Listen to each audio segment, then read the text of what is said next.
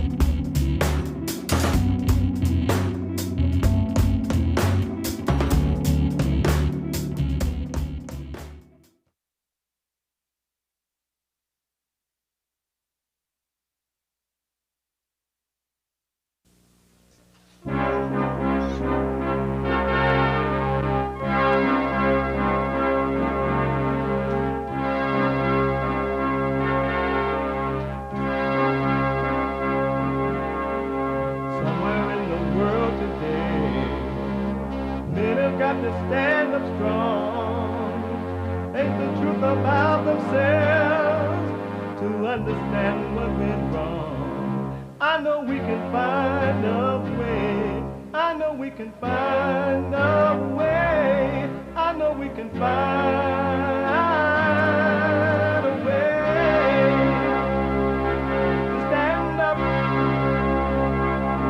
stand up, stand up.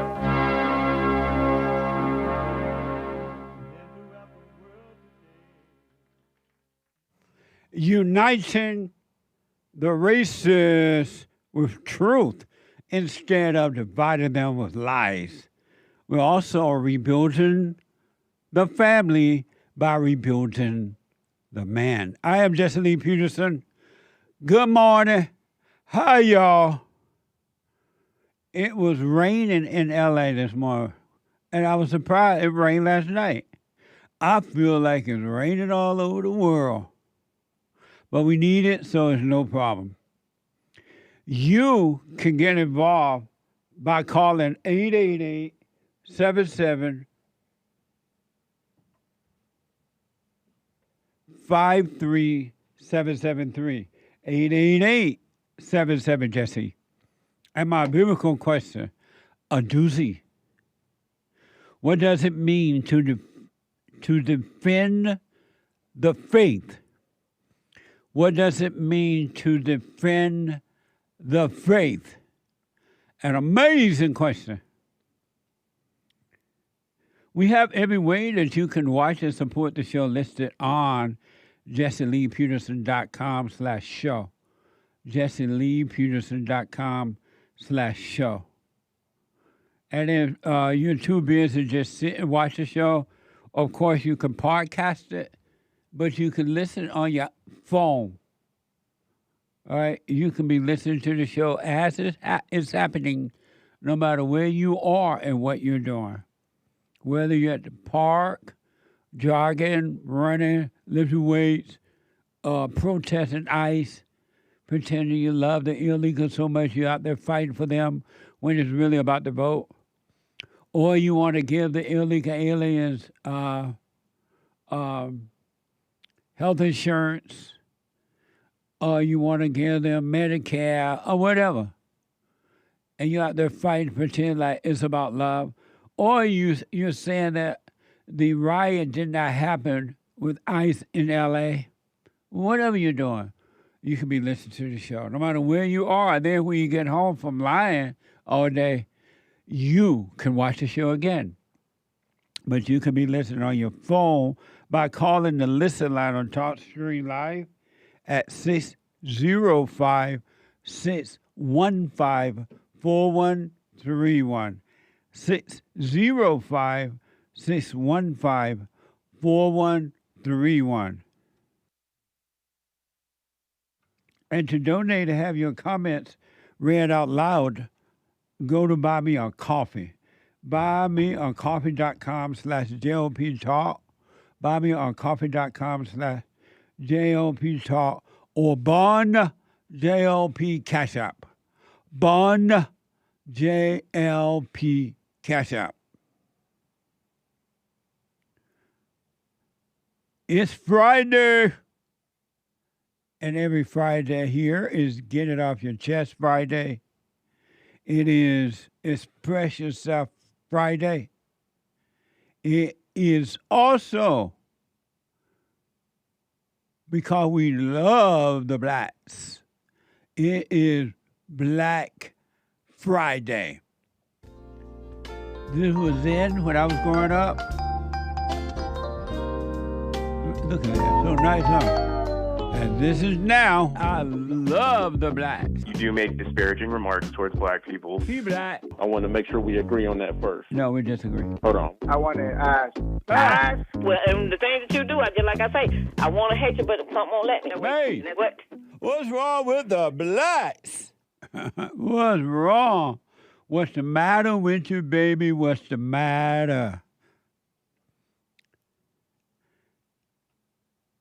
You can get involved, and we were going to move a lot of calls today. It's Open Light Friday, right? Oh, God, we had the men's forum last night. And it was the first of the month, so it was the first Thursday of every month. And it was Amazing. The one thing I've already said before, but it's worth mentioning again, and that the spirit of evil, which is in the mind, the heart of every human being, there's not one that avoid it, and only a few will overcome it. But I noticed that a while back now, that evil, the spirit of evil that made a home in the mind and emotions, tell everyone the same thing. It speaks to everyone about the same thing, different situations sometimes, but the same thing. It lies to everyone. And I also noticed that because human beings don't know that they are being controlled by evil, that their thoughts are not their own, their ways are not their own. They don't know that they are being taught, that the voice that they hear in their head, their mind, their imagination, is that of evil. They truly think it's their voice, and they think that those decisions are from them. They literally think they make those decisions. And he does it with everyone. It's mind-blowing hearing the different stories, and they are all the same. And the human beings believe the same, and so they act out the same. Situations sometimes are different, but the same spirit. And he speaks every language. It doesn't matter what your language is. Evil understand your language. English, Alawaba,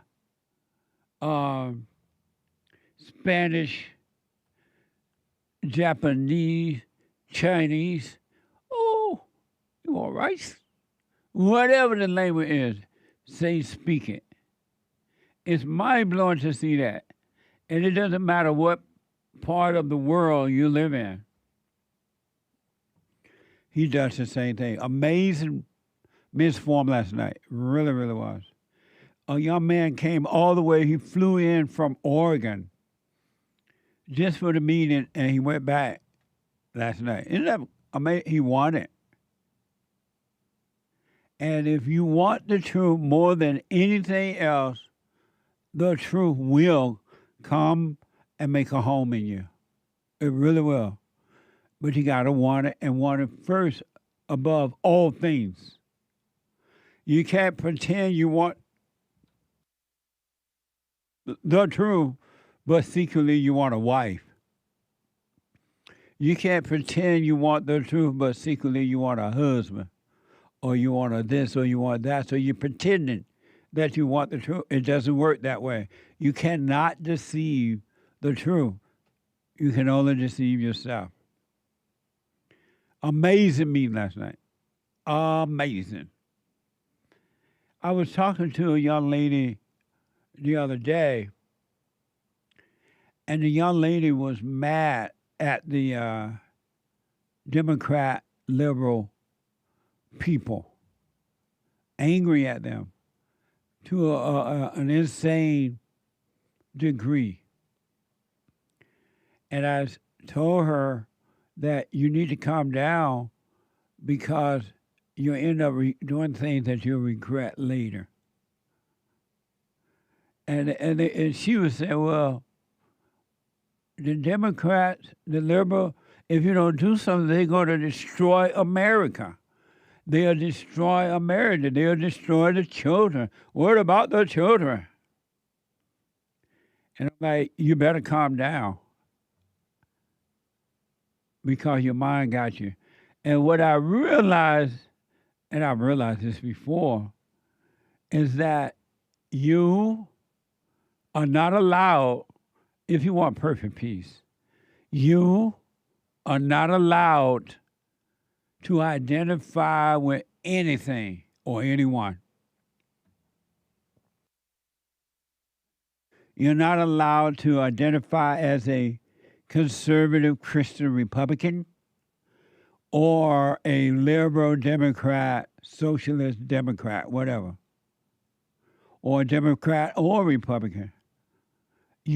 if you want to be free and not controlled by evil, you cannot have any identities at all. That's what you have to die from. And because when you take on identities, you become what you believe that you are. You believe that you're a good, conservative, Christian Republican, you're going to act that out, and you're going to judge everyone that's not that. And if you believe that you're a liberal, Democrat, socialist, whatever they believe now, you're going to believe that that's what you are, who you are, and you're going to defend that. And anyone that is against it become your enemy, and you want to fight. Because what I've noticed that any identity that you take on, you defend it for dear life. You defend it, and you believe that you're right in defending it. Isn't that amazing? It's like when you get married. The moment you and your girlfriend before marriage say you love one another, and you say you belong to one another, ownership. And now the fight starts because you believe she belongs to you and you belong to her, no matter what it is. I want you to know, do what you want, but you got to drop all identity. You cannot identify as anything or anyone. It becomes ownership. Religions fight one another. Different sectors of religion fight one another because they think that their religion is better than the other person. And they fight. And they want to conquer you because they believe and they have not understood that all thoughts are all lies all the time about anything. And I want you to know that conservatives, Christian conservative Republicans, and liberal Democrat, whatever you want to call yourself, radical socialist or nice Democrat, whatever you want to call yourself, they're both the same. There's no different in them. They're just two different identities that in their mind, which are just thoughts anyway, which is not true, they think that they are better than the other.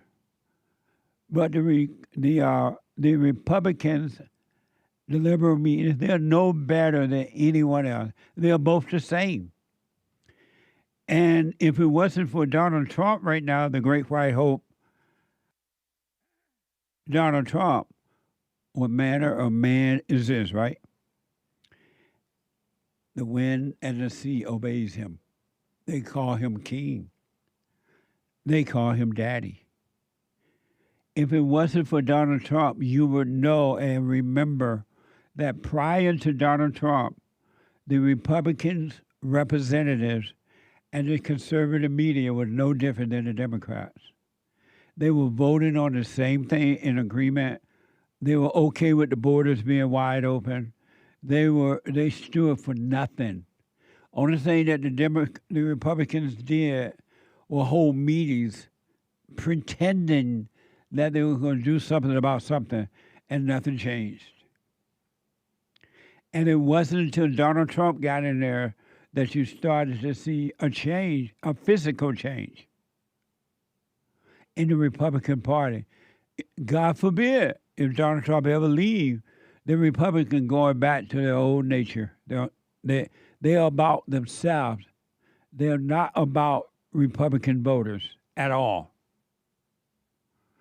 And so here you are taking this, I am a conservative Christian Republican, and I hate the liberal Democrats, and I'm going to fight them. That's what you call insanity.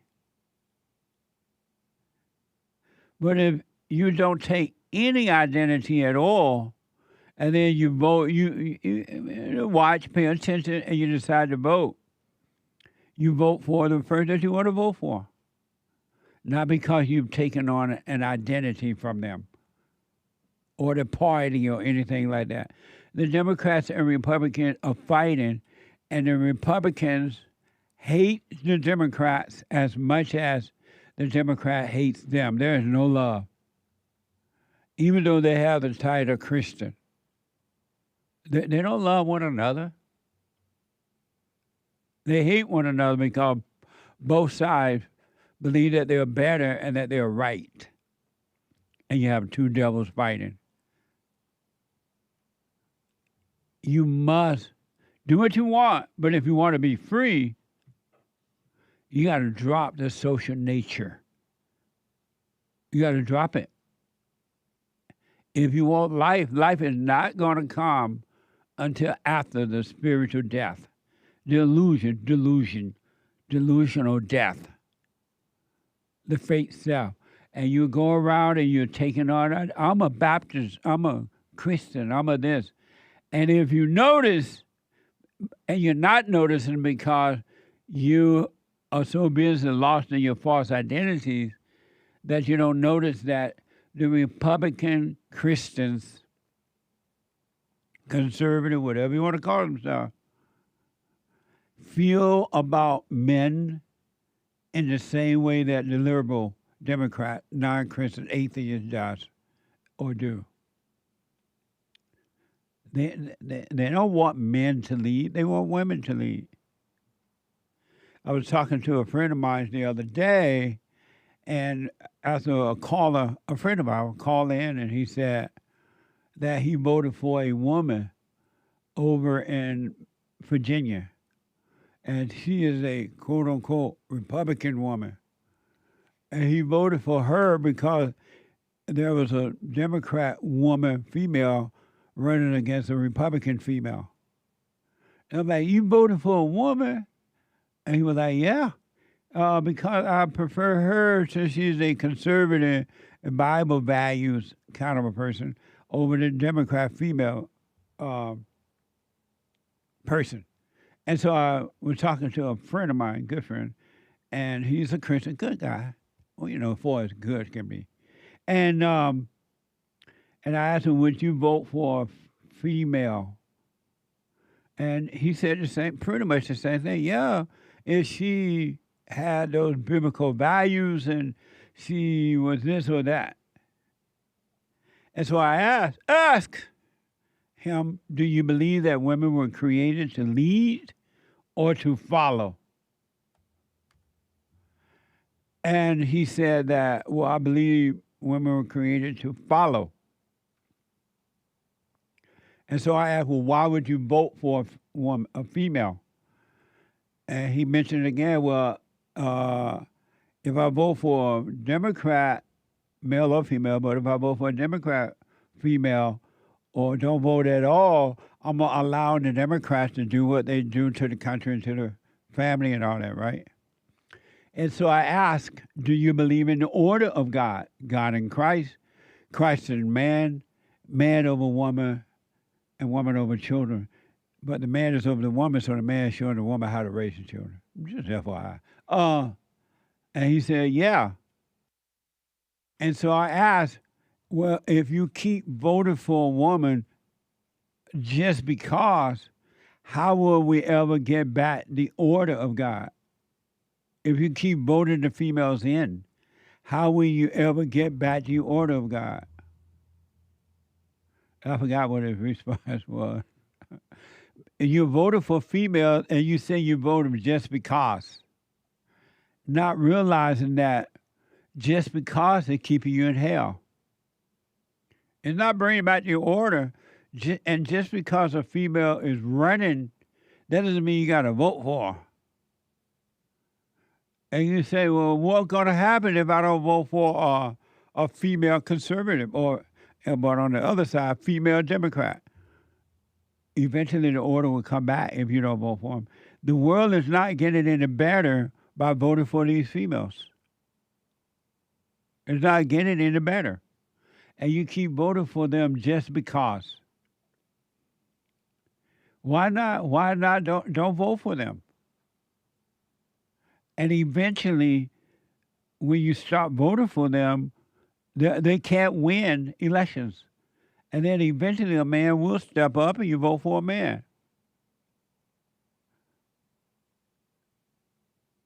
But for some reason, that kind of clear thinking doesn't exist anymore because you live in your imagination. And these conservative females, Christian conservative females, are no different, and Christian conservative men too, are no different than the Democrat female or male. They don't care. They're not about what is right. May God have mercy on America. So do what you want, but I would recommend you not identify as anything.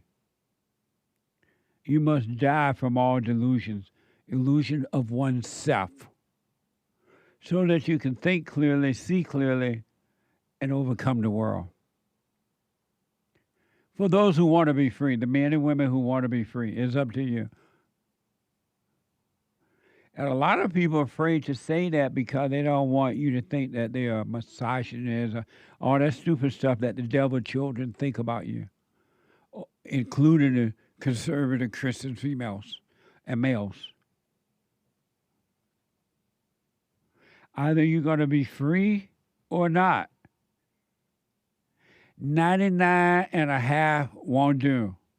You got to do 100. Because the truth is not going to bend to you at all.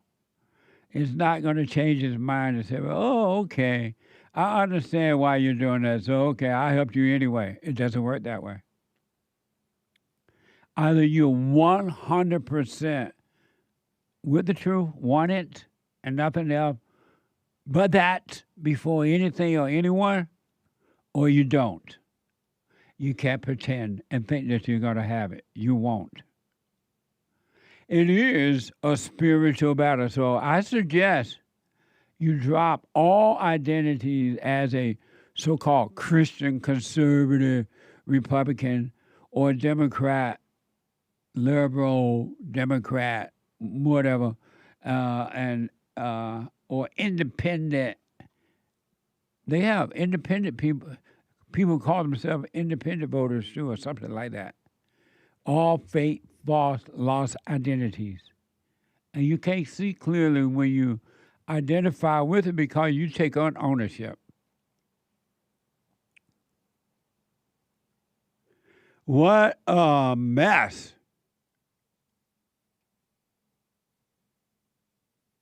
And evil is real.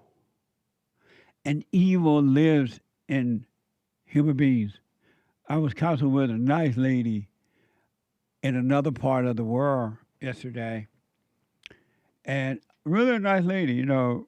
And she said, when I heard you say that women were evil and that all people are evil, she said to herself, that's right, all people are evil. But she didn't think of herself as being evil. All people meant everybody but her.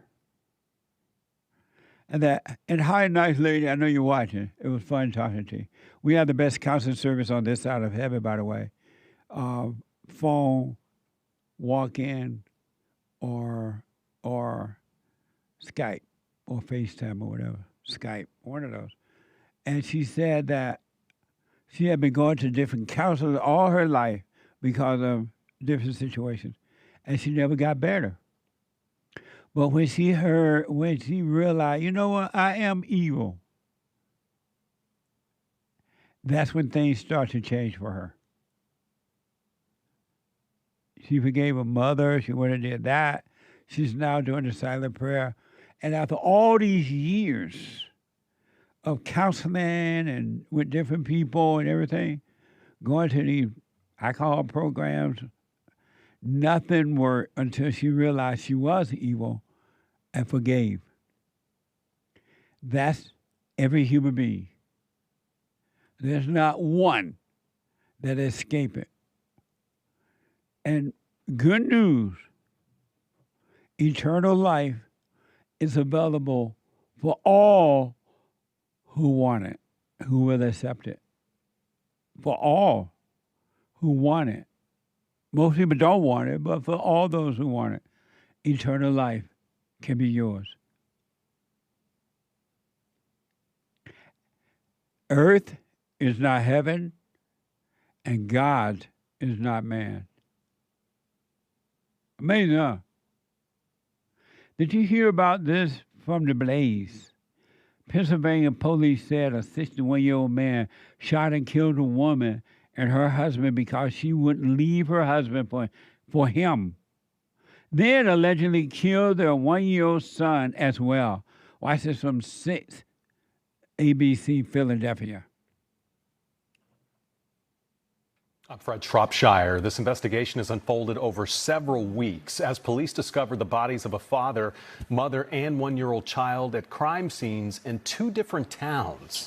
Longtime Berks County District Attorney John Adams laying out the disturbing details of the triple murder of members of the same family, a 31-year-old couple and their 1-year-old son, Jaden. Defenseless 1-year-old. Adams says Jose Luis Rodriguez confessed to killing Geraldina Peguera Mancebo and Jaden on September 12th and her husband, Junior Cabrera Colon, the next day. Court documents lay out a potential motive, stating Rodriguez told investigators he planned the deaths of the mother and son because Geraldina was taking his money and because she refused to leave her husband. During an interview with the defendant admitted to having some sort of relationship with Geraldina.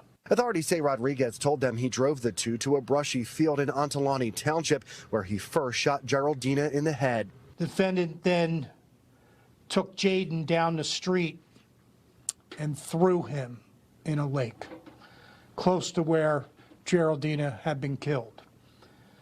The defendant confirmed that Jaden was alive when he threw him face down in the muddy water. That's what happens when you make the woman your God. Or you make the man your God, ladies. After confessing to the murder of the woman and her son, the man also confessed to killing the husband.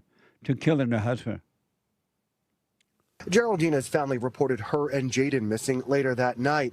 Then Rodriguez allegedly told authorities he got into a physical altercation with Cabrera Colon the next morning during an argument over Geraldina. Rodriguez told the police that during this altercation, a gun was knocked out of Cabrera's hand, and that Rodriguez picked up the gun and fired one shot at Cabrera, hitting him in the back of the head. Reading police first found Cabrera Colon's body in Bear Park later on September 13th, while also searching for Geraldina and Jaden.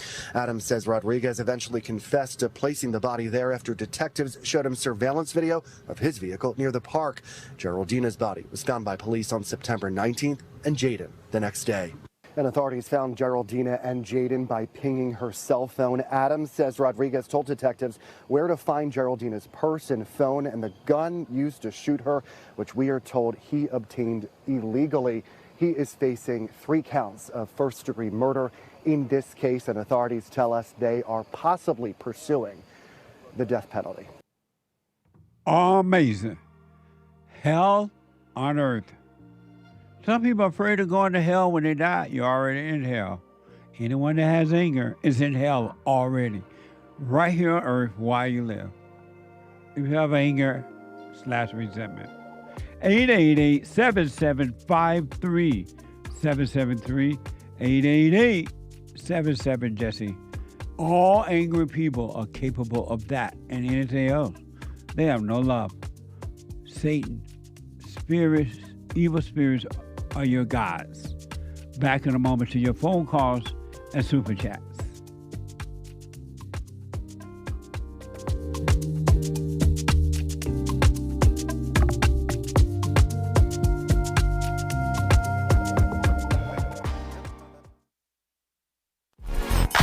So, here's what I recommend. I invite you to download my silent prayer. I know some people have called in and they wonder if the silent prayer is working. And I just want to take a second and to tell them that it works. You just have to stick with it. Yeah. That's the first thing I started doing before I even forgave my parents. And I was so depressed and suicidal at some times that I just would have to stop in the middle of my job or whatever I was doing and go into the silent prayer. And it really does help. Like, I don't have those anymore. Amazing. You haven't seen anything yet. Doubt every thought. Bring every thought into captivity. Just let them all pass. Don't judge them. You haven't seen anything. It gets better and better and better and easier. So my gift to you, no charge, at rebuildingtheman.com/church.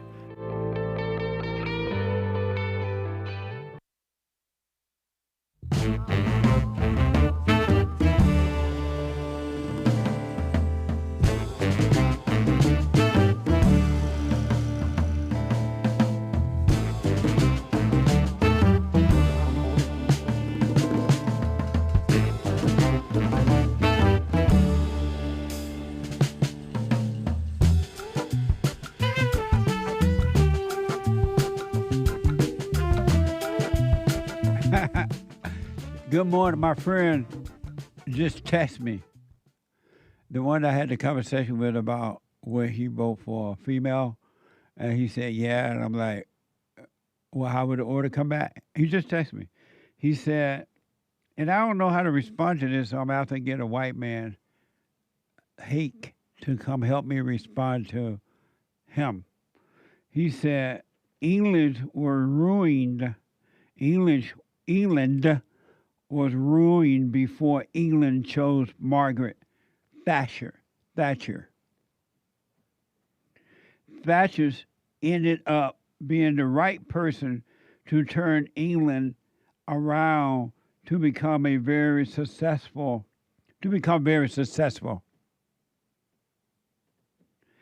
If they chose the man instead, England would never have recovered. England now is going the wrong direction again. So I don't know anything about Margaret Thatcher. I do know that a lot of conservative Republican men and women act like they like Margaret Thatcher because Ronald Reagan liked Margaret. But I don't know anything about Margaret. I didn't know she was a so-called queen. No, she was not a queen. Margaret Thatcher wasn't a queen of England? No, you're thinking about the Queen Elizabeth. What? Queen Elizabeth was a queen. And who was Margaret Thatcher? I thought she was the queen. I mean, you could say in a manner of speaking, she's a queen. But she was not a queen. She was the prime minister-ess of England. So Margaret Thatcher was not the mother of that boy that married that black woman went over there and took him from his family. No, you're thinking Queen Elizabeth, I guess. Or what's that boy name that came here? No, you're thinking Princess Diana. Prince Harry. Princess Diana had Prince Harry, right? Oh, Diana was Harry's mama. Mm-hmm. But I'm talking about his grandmama then. Yeah, was Queen his Elizabeth. Grandmama, that's not Margaret Thatcher. No, you're almost as bad as me.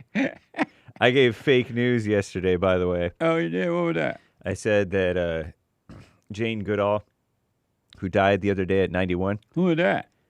She studied chimpanzees. Oh, that's that woman that was kissing monkeys in the news? Maybe, yeah. I don't know if she kissed them. Probably did. I saw her kissing them. If you're talking about she gave them names instead of numbers. Yeah. And she would go over there in Africa somewhere, live in the wood with the monkeys. I suppose that's maybe true. She was kissing a monkey. Yeah. Well, my fake news was I said that she was the Gorillas in the Mist gal, and no, she was not. There was another gal who was the Gorillas in the Mist gal, and it was not Jane Goodall. And so, likewise, you're confusing Margaret Thatcher with Queen Elizabeth. And so Margaret, okay, so pull up a picture of Margaret Thatcher. Yeah. Because Margaret Thatcher, she was a contemporary of Ronald Reagan, as you know. Contemporary, what do you mean? Meaning she was around at the same time that he was around. Same time, and so she wasn't the Queen of England. She was a politician. Right. She was a female statesman and former prime minister. What's a statesman? Statesman? Yeah. A politician. Let me see what. So yeah, that's Margaret, but that's not the grandmama to Correct. No, yeah, Queen Elizabeth looked like a little old lady, always. So she was like a president?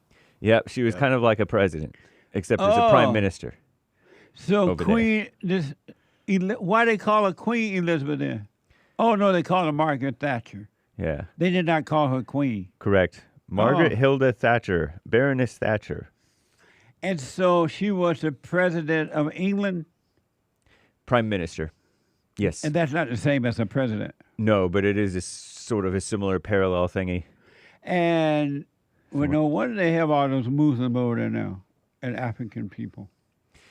Yeah, it's kind of like Reagan was supposedly so great, but look at us now. We got even worse. Yeah. I mean, they may have been all right in some of their policies, but it was, I don't know. And so my friend just texted me. He think that woman that was good for England. Yeah, maybe like he's watching right now. Well, you know how can I respond to him? I don't know anything about. I thought Margaret Thatcher was that black gal's grandmama or something. In-law. What black gal was talking about? Meghan Markle. Yeah. Who was she? The Princess of Sussex or whatever. Who was she married to? So-called Prince Harry. Is he still a prince? prince? I thought they were Harry's grandmama. Nope. Oh, I don't know anything about Margaret. So there was this famous clip where she was probably good for their economy. Who? Margaret Thatcher. Uh-huh. Because Reagan was good for our economy. Because he was pro-freedom and free capitalism and stuff like that. Mm-hmm. And so everybody got richer, including even the so-called poor. But the gap between the rich and the poor got bigger because in a free market, people can actually succeed, or people can be failures if they want. Right. And so everybody got richer, but the gap got bigger between the rich and the poor. And she told some socialist guy, clowned him. She's like, well, you prefer that everybody be poorer rather than everybody be better off as long as they're similarly poor. That what Margaret said? Margaret Thatcher, yeah. I didn't explain it very well, but... Her last name was Thatcher? Yeah, Thatcher. Kind of cool name. And her first name was Margaret? Mm-hmm. So how come when I said Margaret, you said Margaret Thatcher? Because I like to say the whole name. So to my friend who's watching right now, you say, yes, you're right, that Margaret Thatcher was better than a man could have been for England? Well, she was evidently better than that socialist man. That ran... Who was complaining to her about the gap between the rich and the poor.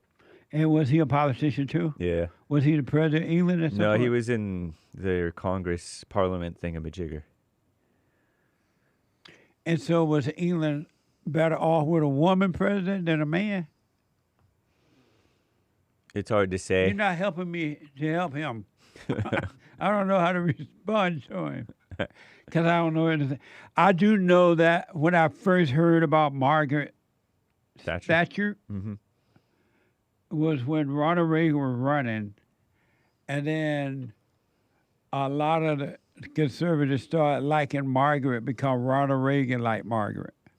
Okay. And then I heard a preacher say once that Margaret Thatcher was a good president, and then so the Christians started liking Margaret. Yeah, I remember I liked Margaret Thatcher when I first started turning into politics. Right. Because they showed that clip where she clowned that dumb socialist and stuff like that.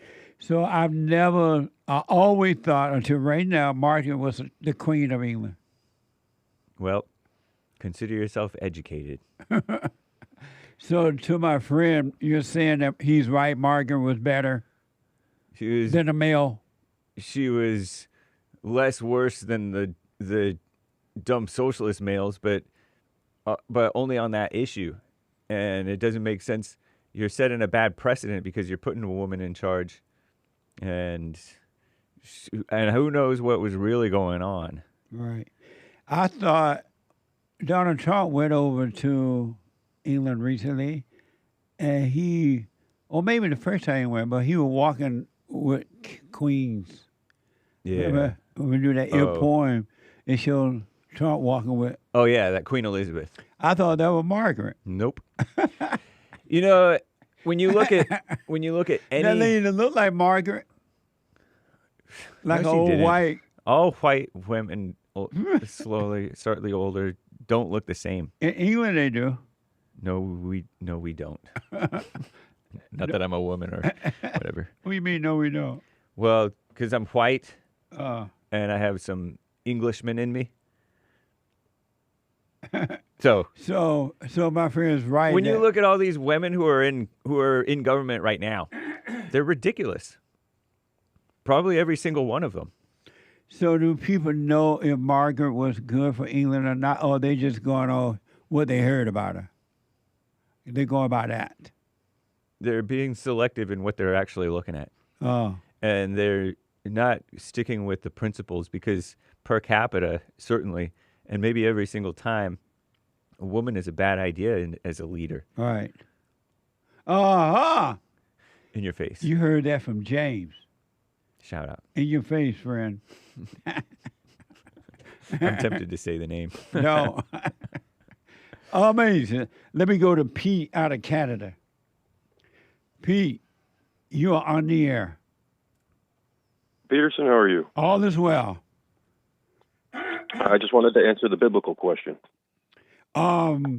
What does it mean to defend the faith? Defend the faith. The way I see it, it's just doing what God said to do, despite other people, let's say, being in the way or trying to convince you not to. You say something off. Yep. What did God tell you to do? What do you mean by? Do you defend your faith? If somebody asks me if I believe in God, and I tell them yes, I would say that was me defending the faith. And how is that defending the faith to say yes, you believe in God?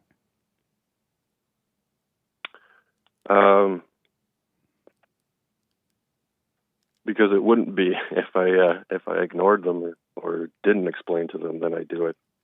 So if somebody asks you if you believe in God and you didn't say yes or no, you would not be defending your faith? Correct.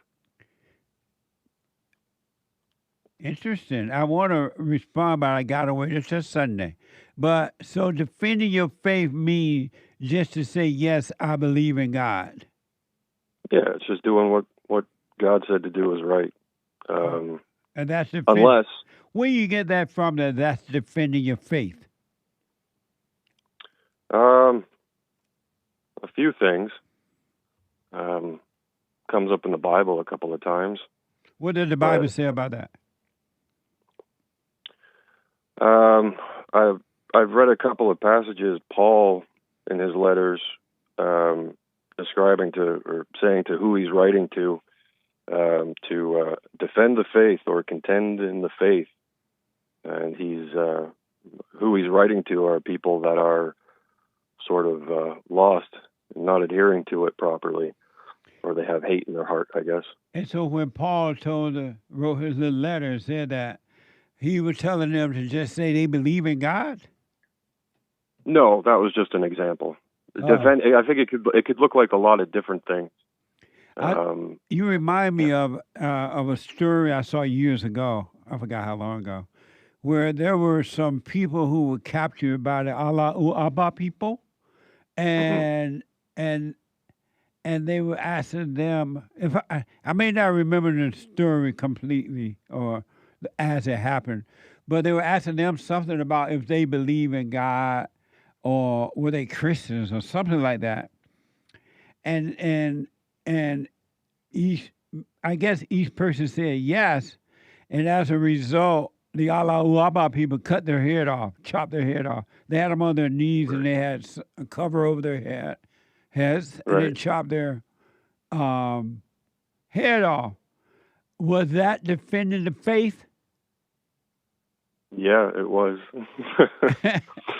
And so, what good that they They do? did it with their head. Their heads are they're dead. What They good did defended they the do? faith head first. Interesting. I appreciate that, Peter. So you defend your faith by saying you believe in God. I defend my faith by not hating people, not being angry, Oh, and everything else follows. If the only thing I could add to it is if you are angry or you do have hate in your heart, and you say I defend the faith, that's just something you tell yourself to give yourself permission to be a jerk to people. And so you don't have any anger now at all? Not anymore, no. You never get angry? No. Good. All right, why are you laughing? I don't know, because I'm kind of surprised. Not surprised. I'm amazed. What else can I say? That you don't get angry? Yeah. Amazing. That's cool, man. Right on. Well, Thank you. I appreciate you responding to defending your faith. And so you're saying defending your faith means if somebody asks, you got to say, I believe in God, right? In that instance, yeah. Okay. You shouldn't. What is it? Don't hide. Don't cover your head. Be in the world, but not of the world. If you're in the world, doing what God said, you'll have the world coming at you, trying to say, don't do that. You'll have the Allahu Akbar people threatening to cut your head off. But if you say you don't believe in God, then in that moment you're of the world. But what about if they're about to cut your head off, and they ask you, do you believe in God, and you just say no, but in your heart you know you do, but you say no to live for another day? Well, then I lied. Oh, amazing! God don't like that. Oh, He doesn't. Thank you, Peter. I appreciate it. And I'll put my 2 cents in on Sunday if the Lord is willing and agreed. All right. Thank you. I'll check it out. Thank you for having me. All right, buddy. 888-7753-773. Let me go to first-time caller, Lester, out of New Jersey. Lester, you are on the air. Hey. Hey, Lester. They want to whittle us down so we can't keep a standing army. I'm sorry? That's when the Chinese will come marching in. They know that you know, and now they got to come after you. Lester, tell me, what are you referring to first? We don't live in communist China. Hold on, Lester. Derek, get a clear reason for his call. And don't hang up on him. I just don't know what he's talking about. Super chat. Super.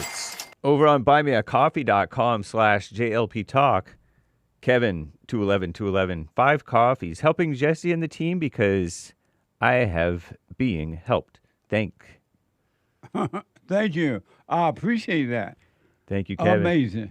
No more thoughts. Just watched Thursday's show and noticed you guys pondering why Jesus said, "My God, why have you forsaken me?" while on the cross. Read Psalm 22. It starts with those words.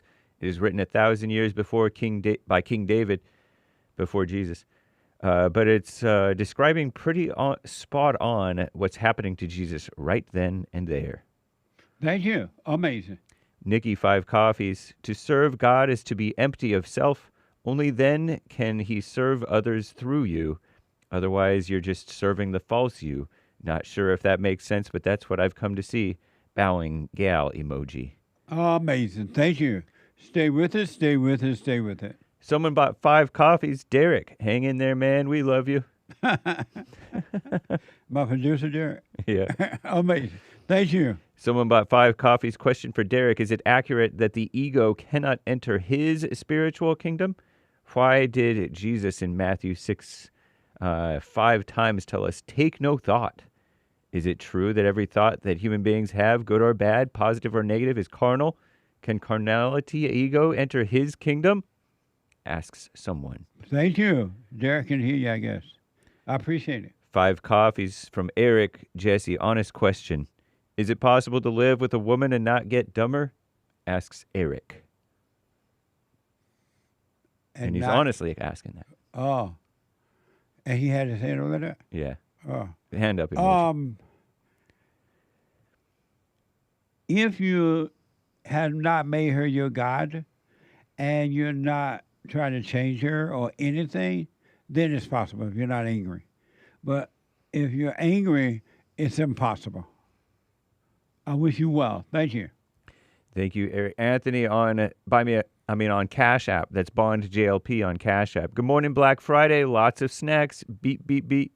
Good morning. Thank you, Anthony. Cloud Bob's Happy Black Friday. Jesse and crew, heart. Oh, amazing. Thank you. And Mark, hi all. What method gives maximum percentage of the money? Buymeacoffee.com/JLP Talk? That's a good one. Yeah, it takes less away than YouTube Super Chats. Thank you. Amazing. I got to stop there because of time. We'll read the rest later, guys. Thank y'all. Thank you all. Appreciate it. Let me go to Nick out of Texas. Nick, you're on the air. Hey, Black. Hi, Jesse. Hey, Nick. So I want to talk to you a little bit about like your latest video with Kyla Turner, the liberal Christian. What the? And how is it like household responsibilities are supposed to like play out? Okay. So for you're not on a speaker or anything, right? No. Oh, okay. Go ahead. I can move away a little from the mic. That was the woman with erudite. Yes. Not so erudite. Okay, I know who you're talking about now. Yeah. First of all, how can you be a liberal and a Christian? What the? How can you be a liberal and a Christian? Yeah. Most Christians are liberals.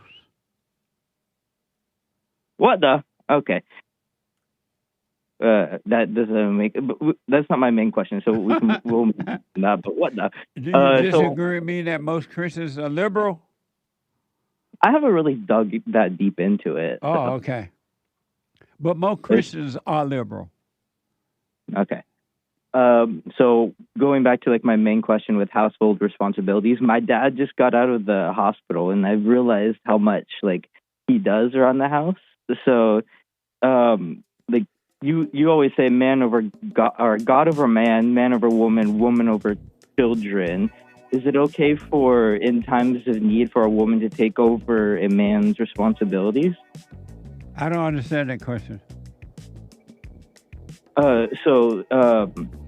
The responsibilities for a man in the household, you would say, like he goes to work, he takes care. Hey, hold on so you have a little bit more time. Hold on for me. All right. Okay. Let me take a break. The hate news is coming, not the fake news, but the hate news. 2 more hours to go. Back in a moment.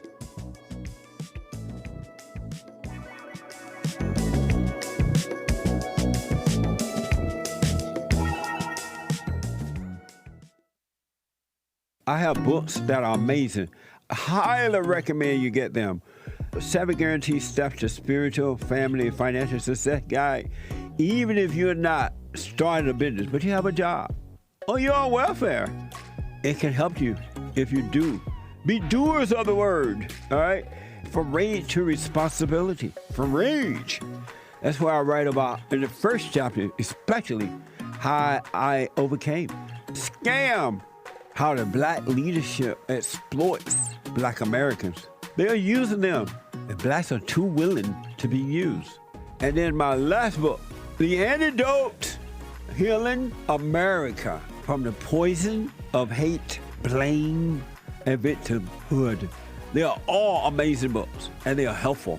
Go to rebuildingtheman.com if you want an autographed copy, or call 800-411-2663.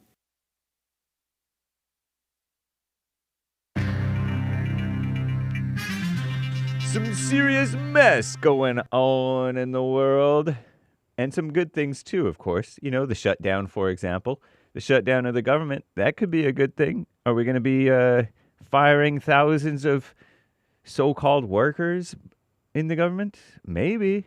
And there was a terrible synagogue attack over in Manchester, England. I told you about that a little bit yesterday in the first hour of Hake News. And by the way, speaking of mess, a correction for Hake News was fake news yesterday. Gorillas in the Mist was Diane Fossey, Diane with no E at the end. Fossey, Fossey, not Jane Goodall. Both of them are gone now. Rest in peace to Jane Goodall, who died at the tender age of 91 years old. And you'll hear more about her on the Super Chats. And then Diane Fossey was allegedly murdered in Rwanda. Terrible place, huh? And then they, quote-unquote, solved it, blaming a white man for it. And I'm not sure I trust that conviction, but I don't know. This is the end of hour 1 of the Jesse Lee Peterson Show. It is Black Friday. Also, get it off your chest day. Actually, there's one line. That open line just filled up, I do believe. But you can call in every so often just in case a line opens up, all right? It is Hake News, not fake news. And JLP will be right back to your calls. We'll get to the Super Chats as well, everybody. Shout out to the men for the men's forum last night. First Thursday of the month, 7 p.m. at Bond in Los Angeles. Church with Jesse Lee Peterson on Sunday for everybody. Rebuildingtheman.com/church. Nice. So, Commie Nonsense Network CNN reports that the U.S. government shutdown has entered its third day, as if that's some big deal. Appears likely to extend into next week. As of now, both Democrat and Republican lawmakers unwilling to concede any ground, while scores of federal so-called workers, communist buzzword, being furloughed across the country. Scores? That's 20s. Why is it just 20s? We need thousands.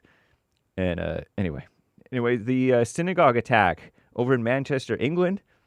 At least 2 people dead after that car ramming and stabbing attack outside a synagogue in Manchester, England, Thursday.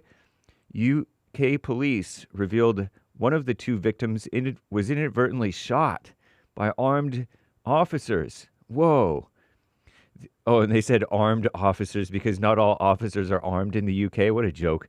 Anyway, the incident took place on Yom Kippur. That's a Jewish holiday.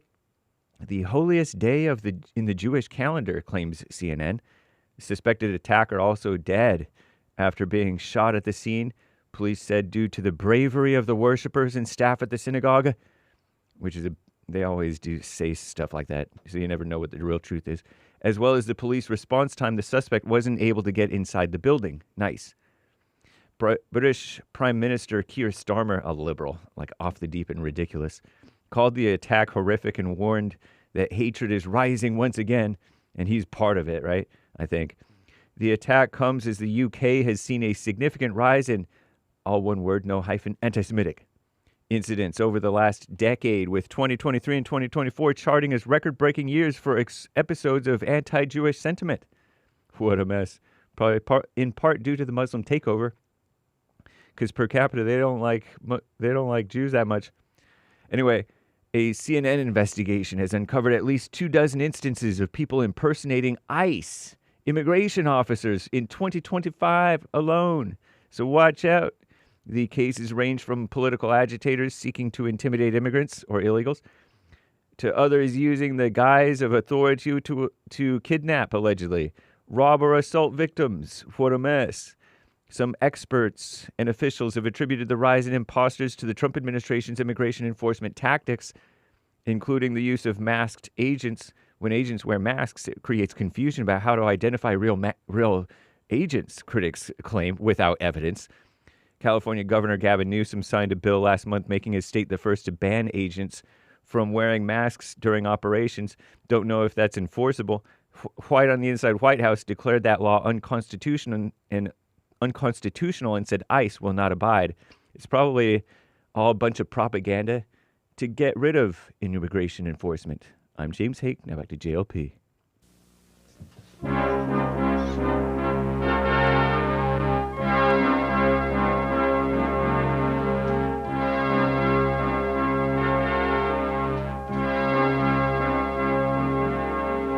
Somewhere in the world today, men have got got to stand up strong. Think the truth about themselves to understand what went wrong. I know we can find a way. I know we can find a way. I know we can find a way to stand up, stand up, stand up.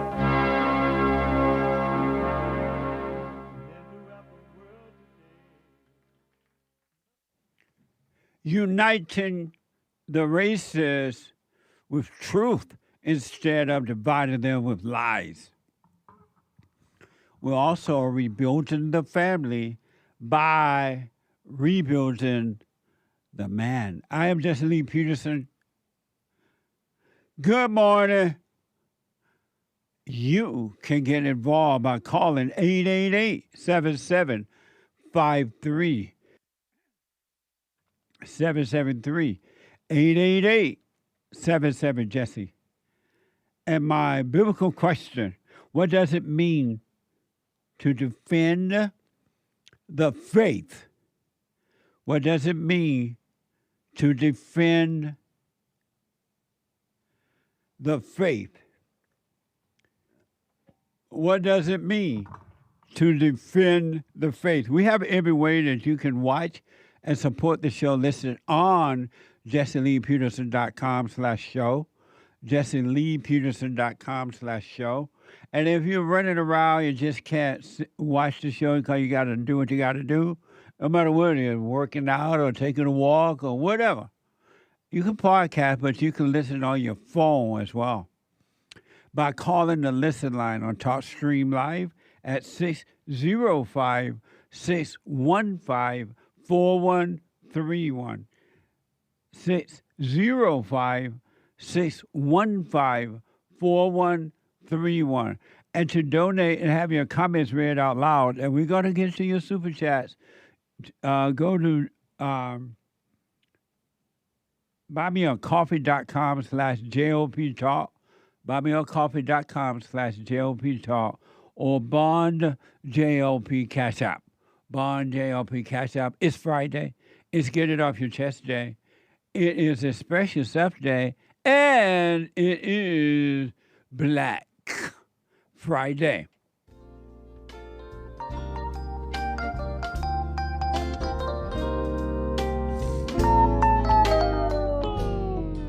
I love the blacks. You do make disparaging remarks towards black people. He black. I want to make sure we agree on that first. No, we disagree. Hold on. I want to ask. Well, and the things that you do, I just like I say, I want to hate you, but something won't let me. Hey, What? what's wrong with the blacks? Amazing. Let me go back to Nick out of Texas. I had to put Nick on hold because we ran out of time there in the first hour. Nick, thank you for holding. Go ahead. You asked about your father, and should a father take over, or should the woman take over the responsibility, or the father? Go ahead. Restate your question. So, my dad just got out of the hospital. I'm trying to distinguish a man versus a woman's responsibilities in a marriage, kind of, and understand, is it okay for the mother to take over the man's responsibilities in times of need? Yeah, it is. Responsibility like what, for an example? Like working, doing all the, like her becoming her own woman. What does that mean, her own woman?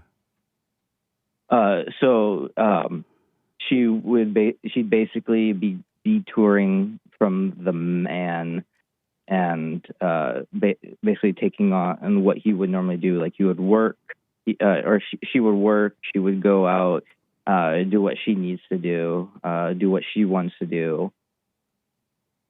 So if you ask, so you sound like you said your father just got out of the hospital, right?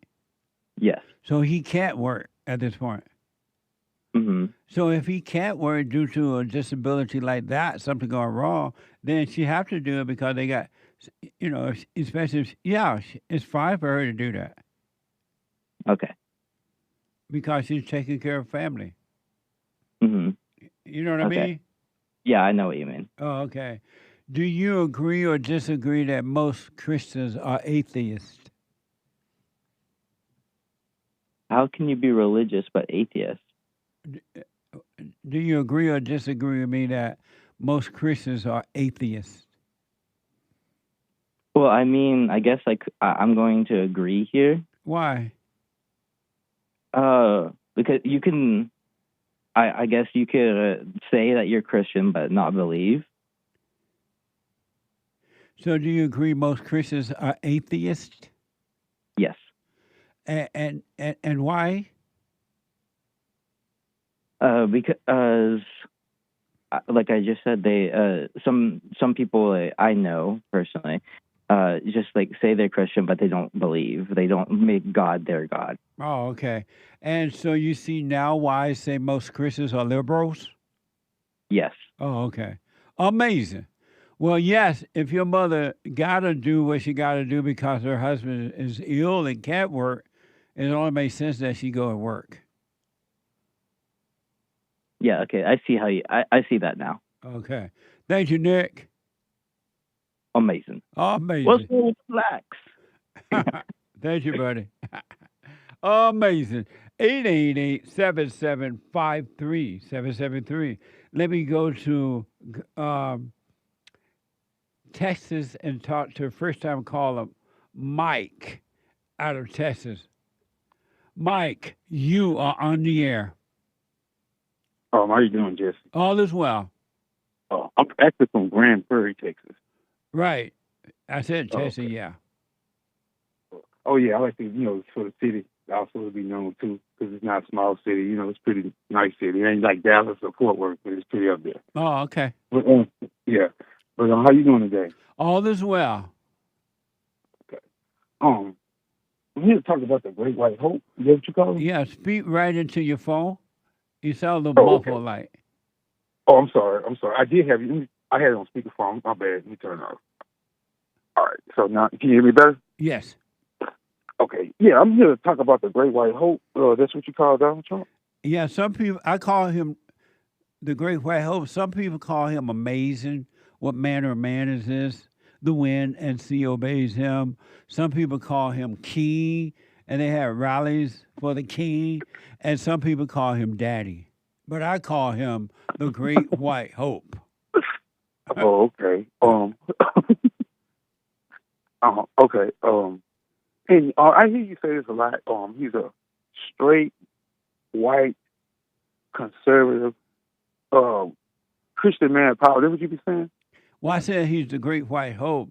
He put America first. What's your question about him? Oh, I just wanted, and you really believe when you say this stuff about Donald Trump? You believe it, or you just trying to, make jokes? It's kind of funny, If I didn't believe it, I wouldn't say it. Oh. Well, are you disagreeing with that or something? Yeah, I kind of do. And what aspect do you disagree with that? What part? You like you said, some people call him king. And also too, do you know that some people call him a king? I mean, why would they do it? Mike, you got to get to your point because of time. Do you disagree with any of that? Yeah, I disagree with all of that. And why? I just look at it like, I shouldn't see another man calling another man king. I'm sorry? I don't see another man calling another man king. Well, men and women call him king. Remember when they were having the king rallies? They were mad at him because he was king. Oh, I don't think he's king. But you also like you always be like So you really think Donald Trump is a Christian too? You call him a Christian? I just told you yes. What is it that you disagree with me or Donald Trump about? Well, by you calling him a Christian, I definitely disagree with that. And why? I just don't see a felon. A lot of stuff that he's done. or or I just don't look at him as being a Christian. And why not? I don't see a Christian, babbling like a child sometimes whenever he can't get his way or gets with people or whatever. He doing what now? He babbles like a child. Give me an example. What He's you like mean? like an angry child when a child can't get their way. How they just Their cut way. up and scream and stuff like that. Give me an example of what you mean by that. It's been situations that whenever he was running for president, and like the situations like with Kamala Harris, which I don't really care for her either, but like it's just like whenever they was having like those debates, when it was going back and forth, I looked at two clowns on the world stage, just like literally going back and forth with each other, and it's just like So some let of the me stuff ask, that the two because clowns- of time, the work that he's done since being in office, do you appreciate that? I appreciate some work that he's done. Like what, for an example? Well, it's only one man. It's only man and woman. There is no transgender and all that. I don't believe in none of that bullshit. Don't curse on the show. Oh, I'm sorry. Yeah. I apologize for Okay. that. But I do agree with him on that. I agree with him on a business perspective when it comes down to like job. I agree with it. Like when it comes down to work, I agree when it comes down to work and stuff because everybody needs to work. Right. And families. That's how families thrive. The husband get out there and work. While, like you say, when the mom takes care of the kids and stuff. So when it comes down to jobs and stuff like this, business situations, I agree with it. But some of the stuff like, you can be doing good on this end, doing the good stuff, but you can't be, acting like a child on national television and stuff. Cursing. President should be cursing like that on no national TV like that. I understand that we all human, but at the same time. So you disagree with him cursing? I mean, yeah, because you're the president. Like you're supposed to be setting a better example, not to do nothing like it. How you feel about him shutting down the borders and deporting the illegals? Get them out of here. You agree with that? Get them out of here. I agree with that. So you just disagree with him cursing as president? No, it ain't just that. It's just the way how he be talking. I don't like with the stuff that he do. I never say I disagree with. Like, he do good stuff, but you can't be like you gotta act like an adult too with it. See, that's the thing with Donald Trump. If Donald Trump would be acting like an adult while he's doing good stuff like that, he will be respected by way more people. And what do you mean acting like an adult? Huh? What do you mean acting like an adult?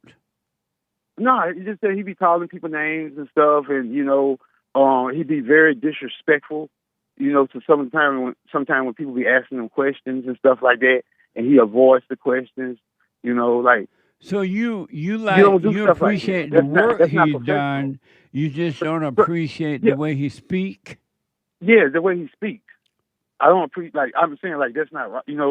Like I said, he do good stuff, but sometimes when he speaks, it overshadows.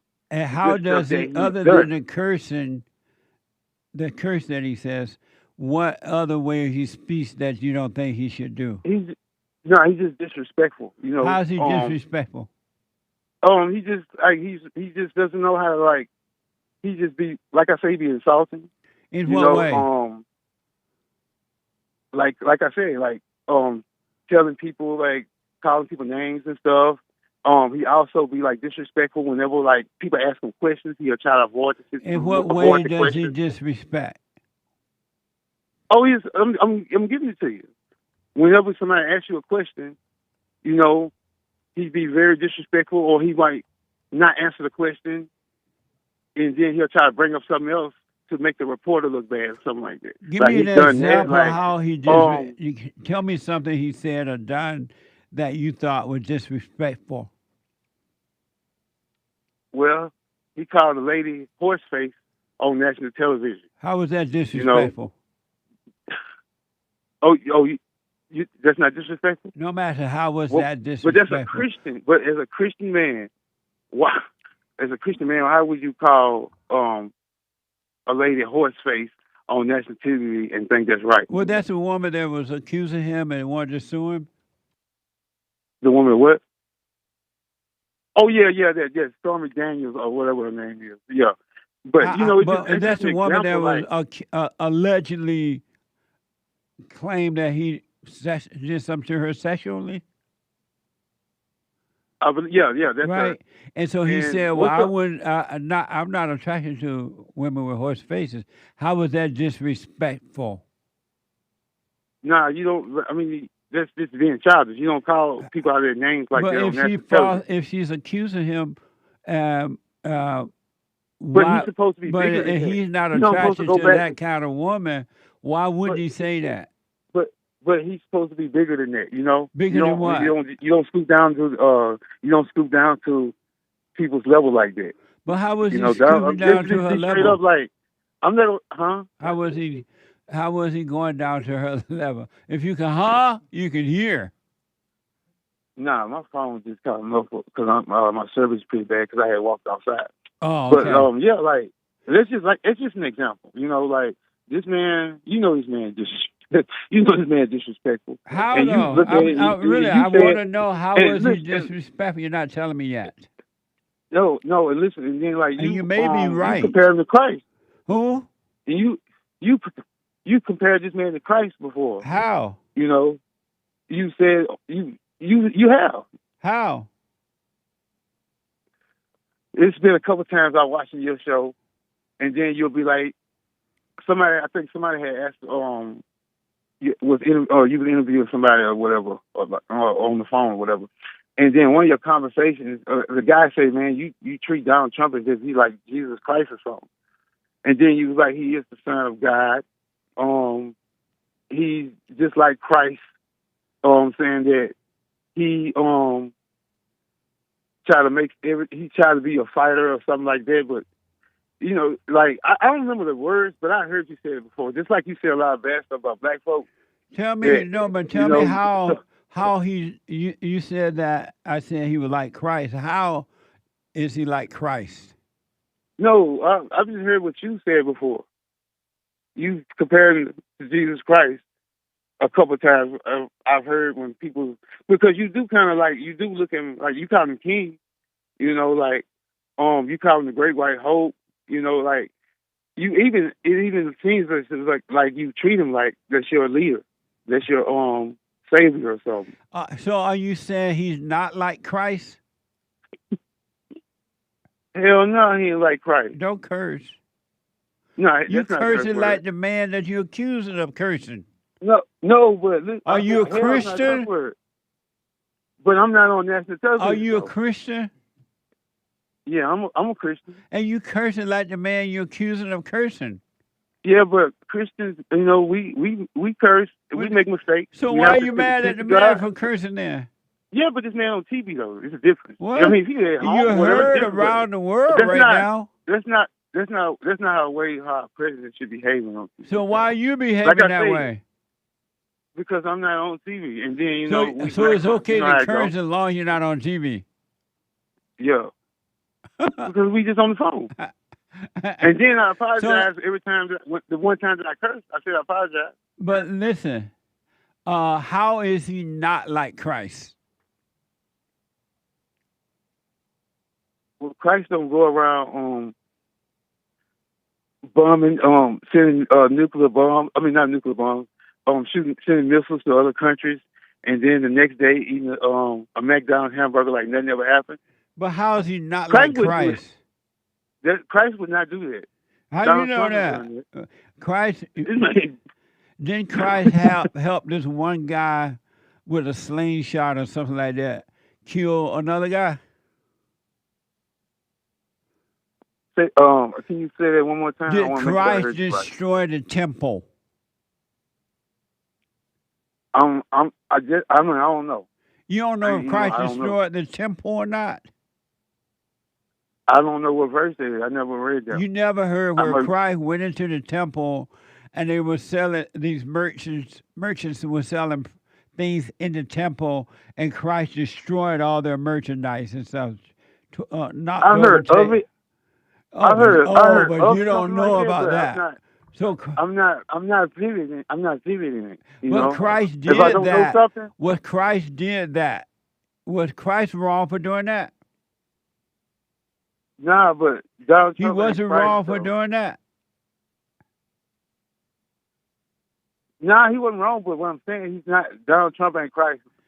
Donald Trump is not Christ, man. But like you fooling these people out here. You got people actually believing. How is this he crap, not man. like Come on, man, Christ? stop this stuff, bro. Because of time, Mike, and I got to run. I got so many calls I want to get to. How is he not like Christ? Well, Christ doesn't have no attitude. Christ doesn't go around cursing people. Christ doesn't go around I agree with the deportation, but it's the way how you do it. Christ doesn't go around doing what? I agree with stuff like deportation. You said and stuff. Christ doesn't go around doing what? I say Christ doesn't go around putting people in camps and stuff like that. So when Christ was going around calling people children of the devil, you of your father the devil, you are a hypocrite, you're a bag of bones, you dress up on the outside, but inwardly you're evil. I agree with it. But Christ was doing all that. Was Christ wrong? But the thing about it is, though, was Christ wrong? Was Christ? Well, Christ never been accused of Was Christ wrong? Messing around with young. Was Christ wrong? You're not answering that question.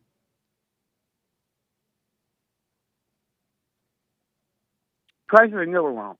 So was Christ wrong when he told human beings they were of their father, the devil? They were liars. They were bag of bones. They were evil. Was he wrong for saying that to the people? No. So why is Trump wrong then? Because Donald Trump ain't Christ. Christ can judge. What? No man should never. Christ can judge. No man can never judge. A person should never judge another person. You know. What? Now, if a person, Donald if a person Trump doing doesn't wrong, judge. Are you serious? They accuse the Christ of blaspheme. They accuse him of breaking the law. They accuse Christ of all kinds of things. Yeah, but some people even thought that Christ was a alcoholic, a wino. But Donald Trump. Yeah, but it's the same Trump, thing. Stop, man! You that's a tactic. What you're doing is like you're trying to distract me from getting my point out. No, I'm showing you that Trump is like Christ. Yeah, Trump ain't nothing like Christ. Stop telling these people this stuff, Jess. Does the world obey him? You got these people believing this stuff, man. Does the world obey him? But I want to say one thing before you go. Mike, does the world obey Christ? Well, no. Well, some people obey Christ, not the world today. But most people do, right? Some people don't even, huh? Most people do, right? Some people don't even believe in Christ. You have atheists out. When you talking about atheists earlier? Most Christians don't believe in Christ. Most Christians are atheists. Yeah, that's what I'm saying. Like, I mean, I wouldn't say that. Yes, they are atheists. Nah. And why wouldn't you say that? Most Christians are atheists. Why you say they're not? Because people have a belief in God. But the people if a person say they believe in God, right? If a person believes in God, you have to take it for what they say. But if they believe in God, why don't they have love for all? Because everybody, are not. It's not perfect. Well, how can you believe in God and say you love Him, but hate your fellow man? No, it ain't about hating. They do. They don't love Him. They hate Him. Sometimes you might just do stuff, huh? If they don't love Him, they hate Him. That's not true. It is. There's no other thing but love or hate. Nah. What else is there if it's not just love or hate? When you hate somebody, you just hate. You hope for the bad for them. But most Christians do that.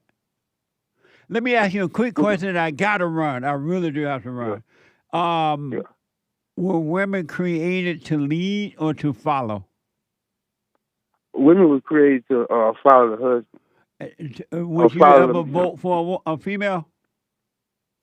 Nah, I don't agree with that. I don't agree with no female being in control of like power. I don't believe in that because you can't. They lack the logic of a man. Right. Sometimes as being a man, we have to make that stern decision whether you agree with it or not. You got to be logical and realize that that what's best. Because a woman, they're gonna think of an emotion. They lack logic. Not saying that all of them do, but they lack logic. Right on. Thank you, man. I got it, Mike. Call me again. All right. All right. Good conversation, Jesse. All right, buddy. Take care now. All right. You too. Bye. 888-775-3773. Let me go to Philip, a first-time caller out of Nevada. Philip. It sounds like Philip's on it. My God, are you still talking? Let me go to Ray out of California. Ray, you're on the air.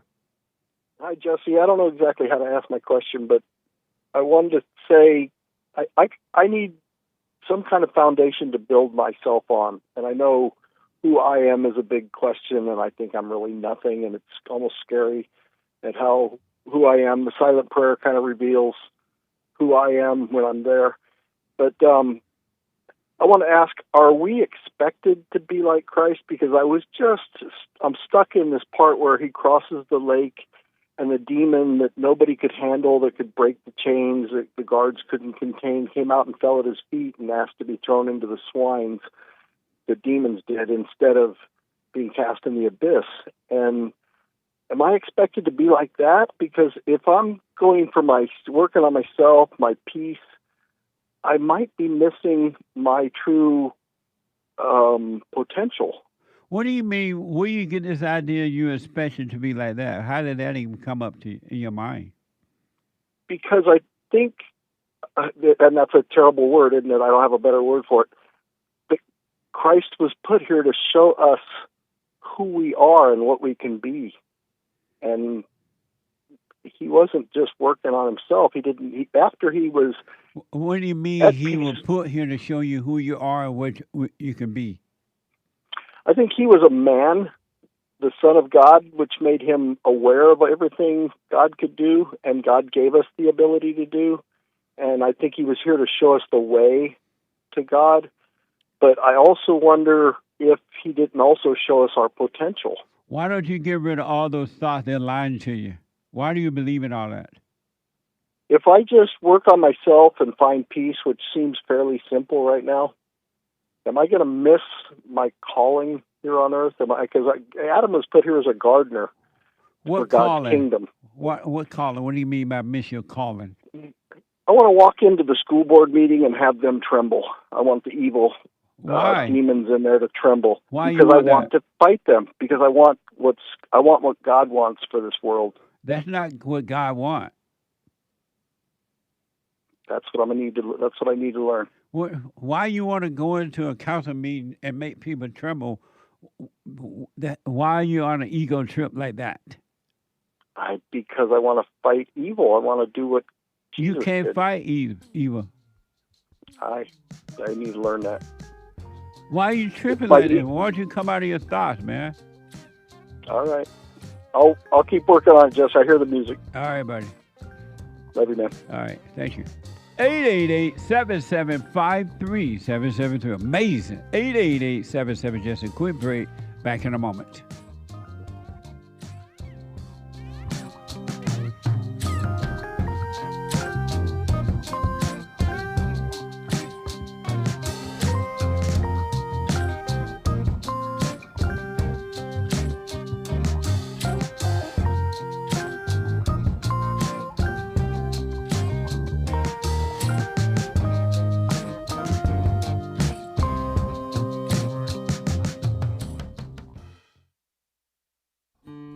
We have a counseling service, and I have to admit, thanks to God, it is the best counseling service on this side of heaven. I counsel with men and women, families, individuals around the world. Most people are unhappy, they're miserable, they have rough lives, they're depressed, suicidal, young and old, of all races. I understand, I know why, and I do understand it. Because exactly what's happening in me is happening with everybody outside of me, inside of them. And I've noticed that with those who really, really, really want to understand, they overcome it just like that, out of one counseling session.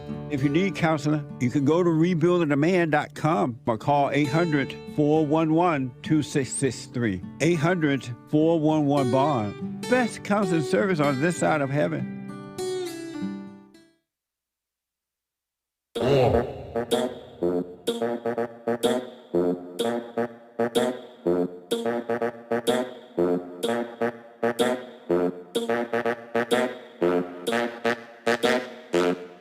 Moyo está calor.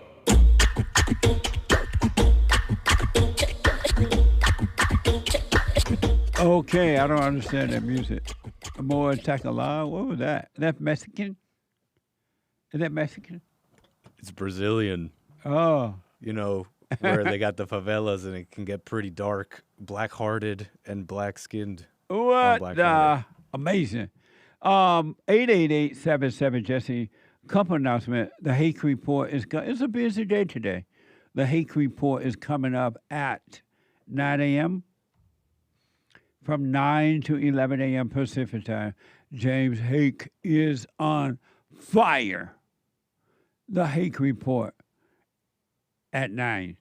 And then after that, brand new episode of The Fallen State.tv. The Fallen State.tv. Very interesting discussion with Kim Heller. Heller. H-E-L-L. Heller. She is an author, political commentator, and anti-apartheid advocate from South Africa. Watch this. Next time on The Fallen State. There's a genocide happening to white people in South Africa right now. There's no genocide of white people. Do you have white privilege? Absolutely. I mean, I'm writing my second book on white supremacy, stealing land, killing people, damaging their culture. Why do you mama the black? Oh, there, baby. I know you can't make it. Instead of showing them real love. It's funny. You seem to want to please the black man, and you say, I seem to want to be the white man. No, what happened here? Very, very. You're going to like this today at 11 a.m. A brand new episode of the FallenState.tv. And you can support the Fallen State, and I do appreciate it, by becoming a member right there on the YouTube channel of the Fallen State or JesseLeePeterson.locals.com. JesseLeePeterson. Is that right, James? Or JesseLeePeterson.local or JesseLeePeterson.locals.com. .locals.com. All right? And then fellowship on Sunday. Oh, no. And after the Fallen State, brand new, I mean, not a brand new, but the American Anchor Baby. Are you flying today, Nick? Yeah. You doing take an airplane flight? I don't know about a full flight. Right. But we'll be in the air as we do on Fridays. Flying high off a natural sky. A natural high. Energy given to him by God. Right after the Father's Day, 12, a little after 12, whenever the Father's Day ends, then the American Anchor Baby. You don't want to miss it. And then Sunday morning fellowship for all. Sunday morning fellowship for all. Doors open at 10:30. Meetings start at 11 a.m. Pacific time, 2 p.m. Eastern time. Go to rebuildingtheman.com/church and come on down. All right. That was, speaking of evil, and human beings are evil. All human beings are evil. If you work on yourself, you will start to see, and it's going to blow your mind, but you will start to see how wicked, evil human beings are. Really. Your own family members, your co-workers, no matter whom it is, Christians, religious people, whatever it may be, human beings of pure evil to a point I can't even express. And they roam the earth trying to hurt someone because to them it's a thrill. That's why they try to get a reaction from you, because they need the thrill. And when they get the thrill, it feels like life to them. They call death life. But human beings are evil. And pay attention. You'll see what they do to others and how they treat others and how they think about others. And they will do whatever it takes to hurt you because their nature is evil. You cannot trust human beings.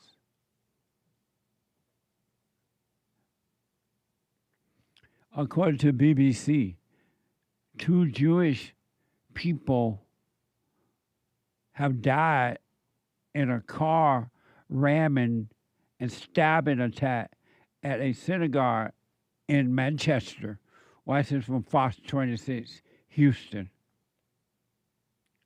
Multiple people are dead and several others injured after a car and knife attack outside of a UK synagogue. The incident taking place in Manchester during Yom Kippur, the holiest day of the Jewish calendar. This attack has been officially declared as a terrorist incident, and the investigation is now being led by counter-terrorist police. Local police say they were called to the Heaton Park Hebrew Congregation Synagogue around 9:30 a.m. local time after someone witnessed a car being driven towards pedestrians. At least one person was also stabbed. Minutes later, officers opened fire at a person believed to be the suspect. It's horrifying. It is horrifying. Unfortunately, in the last year, we've witnessed a whole load of terror and attacks against the Jewish people. A large number of people were worshiping inside the synagogue at the time, and police say a member of the public prevented the suspect from entering the building. Amazing, huh? This is what happens when you hate your fellow man and you hate yourself. You are of your father, the devil, and the devil will make you do some crazy things, and you'll blame someone else for what you're doing, not realizing that it is happening in you and no one else is to blame. Lost people, angry people, always blame someone else for the way they feel. And then they do what this person has been accused of doing. Pure evil. And don't think to yourself, oh, I would never do that. Yes, you will. You will. Because you judge in your head, you play God. And then when they play God, think they have a right to hurt others. Human beings are evil. You have been commanded to love one another as God loved you. God loved you, and the Son of God loved you. Christ loved you as well. But you hate one another because your heart is wicked and you blame others for your wickedness. And you roam the earth to see who you can hurt. That's the human heart. And don't think you won't do that. Anyone that has anger or resentment, whatever you want to call it, you are capable of anything. And you cannot be trusted. Man, male or female. Male or female. Family member or non-family member. Blood family members or non-blood family members. Evil is evil. I would suggest do what you want. It's been made possible for you to overcome evil. It's been made possible for you to overcome evil. Either you stay in your hell or you overcome it. It's up to you. People can't even go to their church and do whatever they're doing without you being mad and going and hurting them. And then you get a thrill from that. So I want to know what's up with the Pope. The Pope praying over ICE. Who pray over ice? You know you got to be out of your mind. The Pope is ticked. And I think this is supposed to be an American Pope, right? Is he like from America, Chicago or something? Yes. What's wrong with the Pope?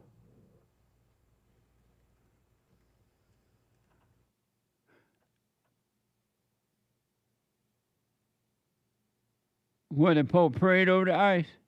But I know I'm going to get to that in a minute. Derek talked to me on my phone. But first of all, the Pope tried to compare abortion to, what do you call that thing?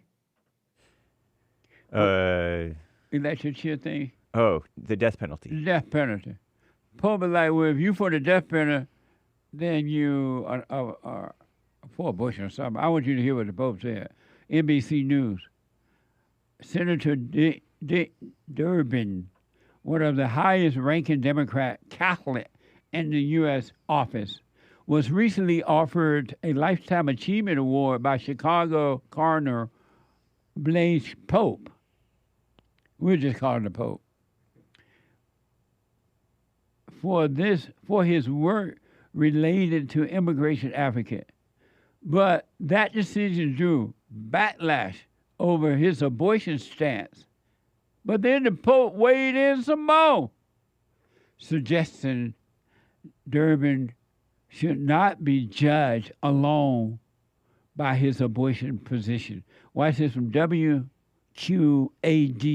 News. Pope Leo has made a direct foray into U.S. politics, and it all stems around Illinois Senator Dick Durbin. Next month, the Chicago Archbishop plans to give Senator Durbin a Lifetime Achievement Award for his career-long immigration reform efforts. Durbin was one of the original authors of the DREAM Act, but the award has been controversial with other bishops who have long opposed Senator Durbin's stance on abortion. When asked about all of this, Pope Leo said it's important to look at many of the church's teachings. He added that being against abortion but in favor of the death penalty is not truly being pro-life. I think that it's very important to look at the overall work that a senator has done during, if I'm not mistaken, 40 years of service in the United States Senate. As someone who says that I'm against abortion, but I'm in agreement with the inhuman treatment of immigrants who are in the United States, I don't know if that's pro-life. So is the Pope saying, is he saying that he support illegal aliens coming into our country like that, breaking the law? It sounds like that's what he's saying. And it sounds like the Pope saying that he don't believe Trump is treating illegal aliens right by sending them back home. What's wrong with the Pope? What's the purpose of a pope? Is it like having a preacher? And that's the purpose of a pope. Not just a preacher, but the voice of God. What? They pretend that he's the voice of God. How is he the voice of God and he think that it's okay to break the law to come into somebody's home? Sounds like a false voice to me. What's wrong with... How come the Catholic need a pope? Crazy. Shout out. Shout out to the Catholic.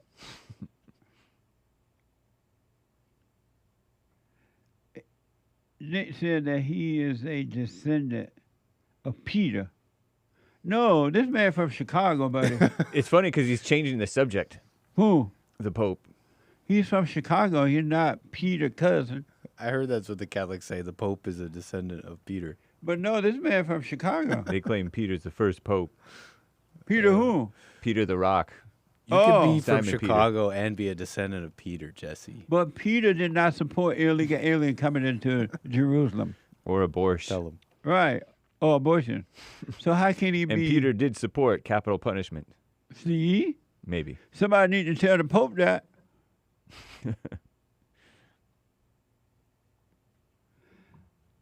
And all the popes seem to be liberal. Yeah. How can the people vote in a liberal pope if they are Catholic Christians? It's not voted in by the people. It's voted in by the establishment who are running the church, the so-called church leaders. Oh, so the Pope thing is like the government, huh? It's a selection by a group of elitists. No. Yep. And the Pope, so he's in favor, sound like he's in favor of you can break the law to come into America. And if the president try to put you out, the president is wrong.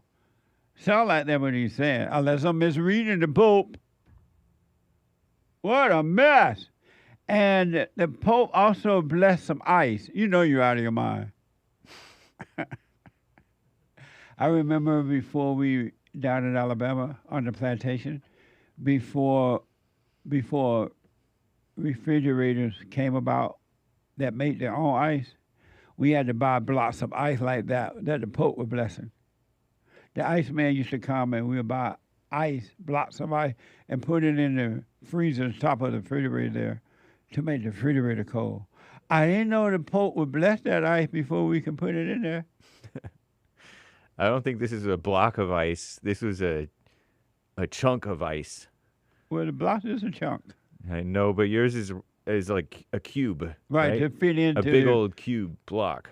To fit into the refrigerator thing. There was a milkman and an iceman? A milkman came. Oh, that milk was so good. So the Iceman would come by once a week. The Candy Man would come by once a week. He sold candy and stuff. Nice.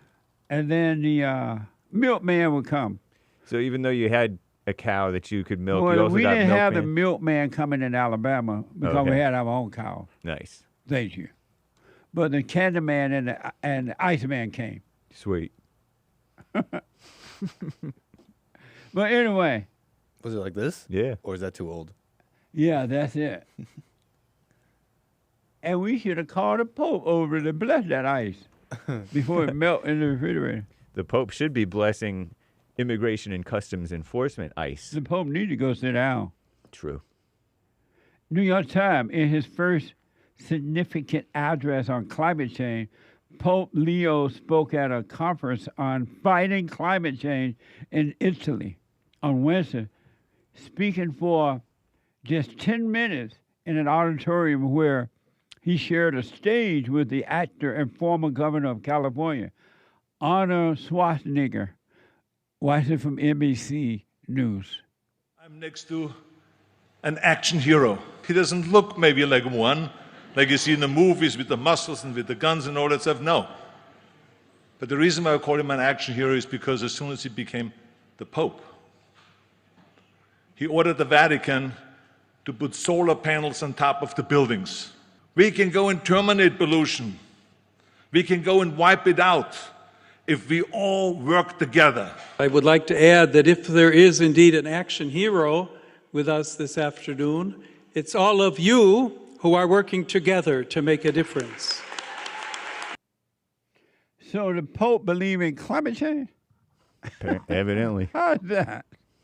Where did this Pope come from? What a mess. And Arnold Schwarzenegger was the worst, other than the one we have now, the worst governor California had ever seen. And I voted for him. I did too. I want my vote back. Yeah. That was after a recall. Now I'm reminded why. Arnold Schwarzenegger believe in climate change too? I didn't really know that. I maybe vaguely thought maybe he fell for that mess too. But during the climate change event, Pope blessed a block of ice. Now you know that maybe the Pope is smoking pot. Maybe. I ain't seen him smoke. I don't know how he feel about it, but he sound pretty high to me. Who's gonna bless ice? Ice, baby. Watch this from Vatican Media. I would now like to invite you to stand for the blessing of the waters.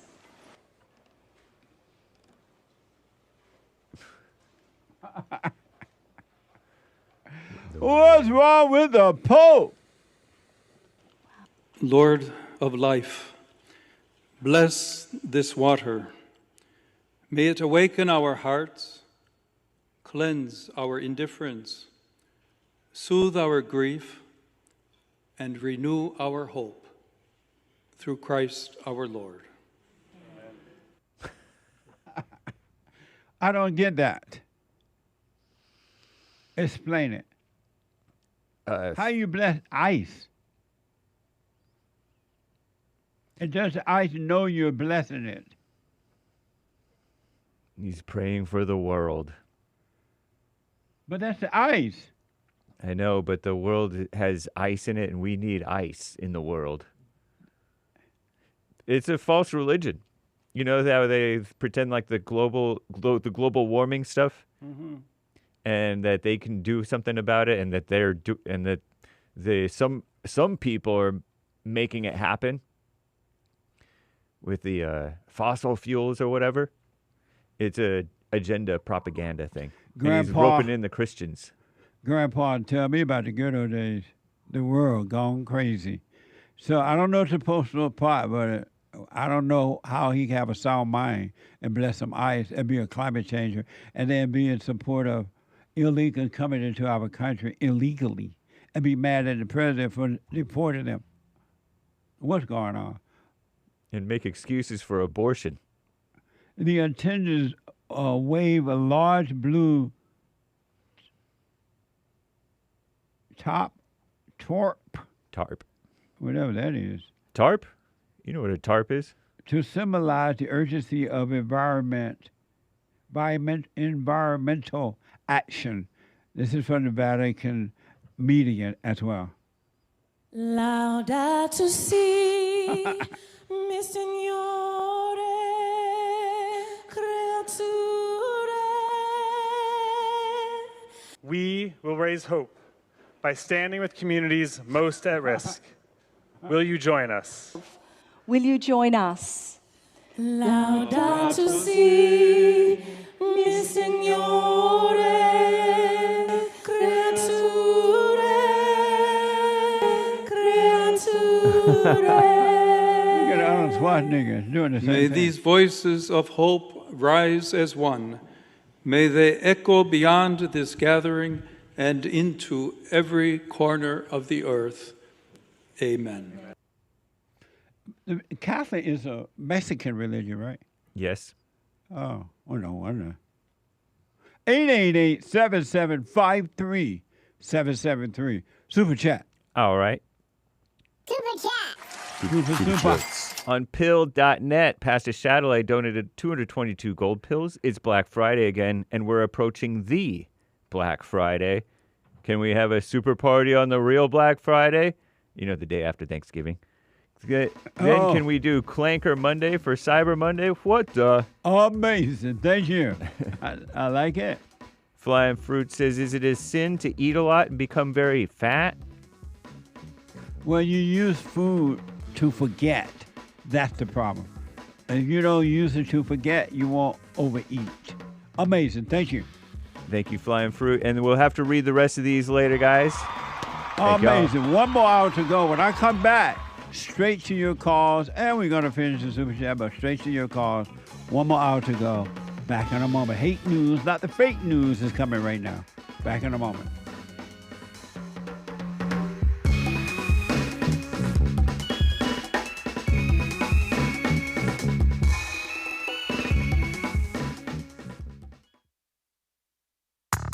I recommend you get a copy of my book, From Rage to Responsibility. I write about how the spirit of anger was taken away from me 29 years ago. I forgave my mother who tried to turn me away from my father, and I returned to my father, and through him, my father on earth, and through him, I was able to return to God. No man or woman can return to God unless you go through the Son.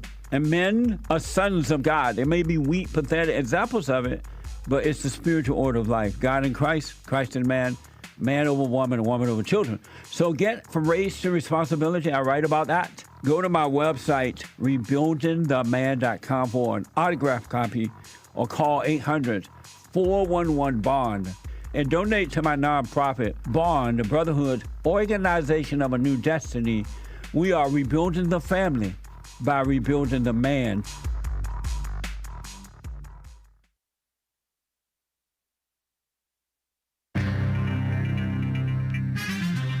There's been more drone sightings, and it keeps on shutting down different European airports and things like that. And this time in Germany, What a mess. You heard about Denmark.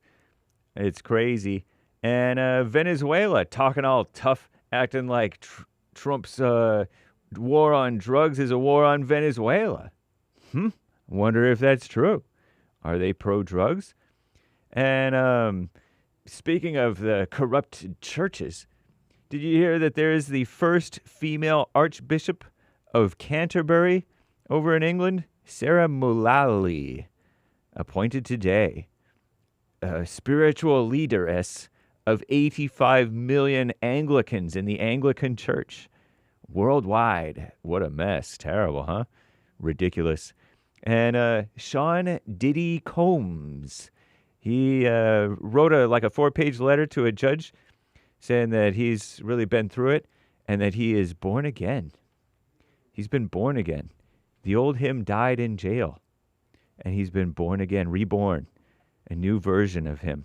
So maybe give him a second chance, all right?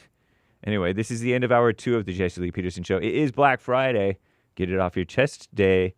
There is one line open. You can call in, 888-77-JESSE, 1-888-775-3773. There is one line open. JLP will be right back to your calls for the third and final hour of the show today. And then after the Jesse Lee Peterson Show, the Hake Report, and then the Fallen State, and then American Anchor Baby. So a busy day today. And then church with Jesse Lee Peterson on Sunday. Rebuildingtheman.com/church.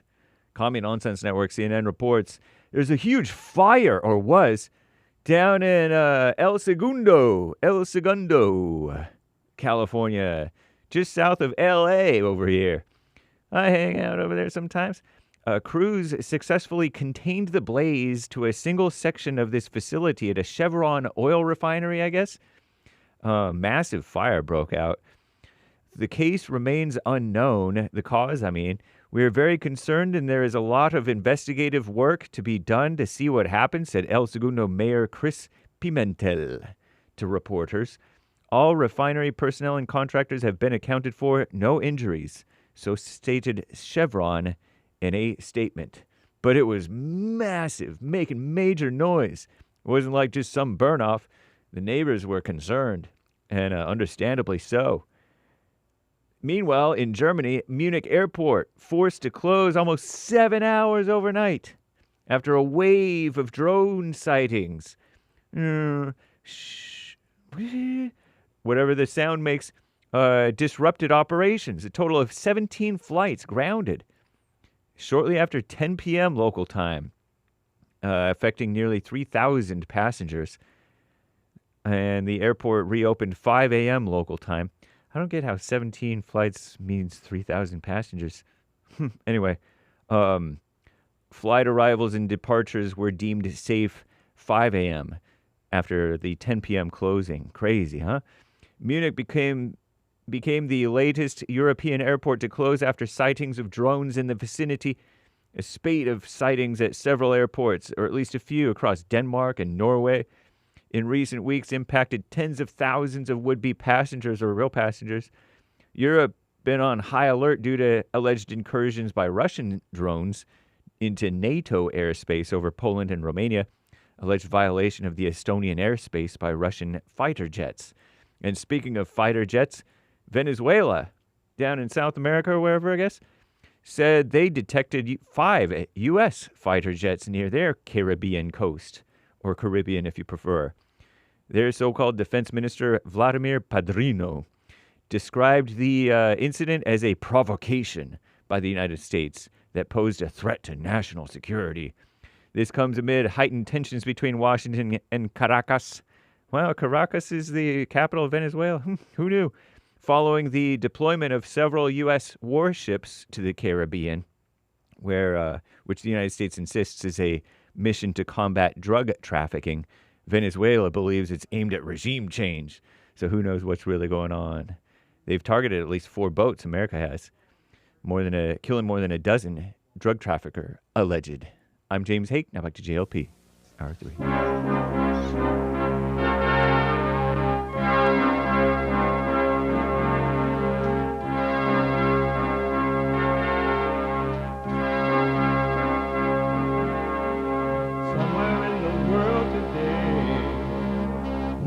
got to stand up strong. Ain't the truth about themselves to understand what went wrong. I know we can find a way. I know we can find a way. I know we can find a way to stand up, stand up, stand up.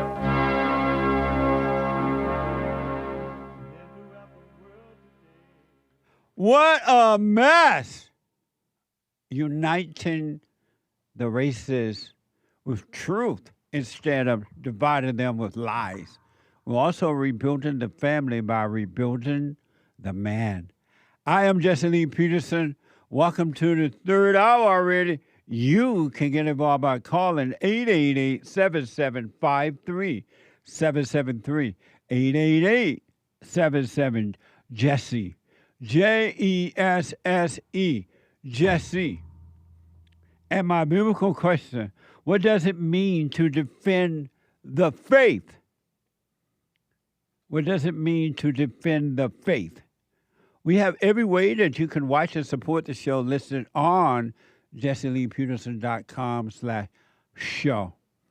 And to donate to have your comments read out loud, go to buymeacoffee.com/JLP Talk. buymeacoffee.com/JLP Talk or Bond JLP Cash App. Bond JLP Cash App. It's Friday. It's Get It Off Your Chest Friday. It is Express Yourself Friday / Black Friday. That was then.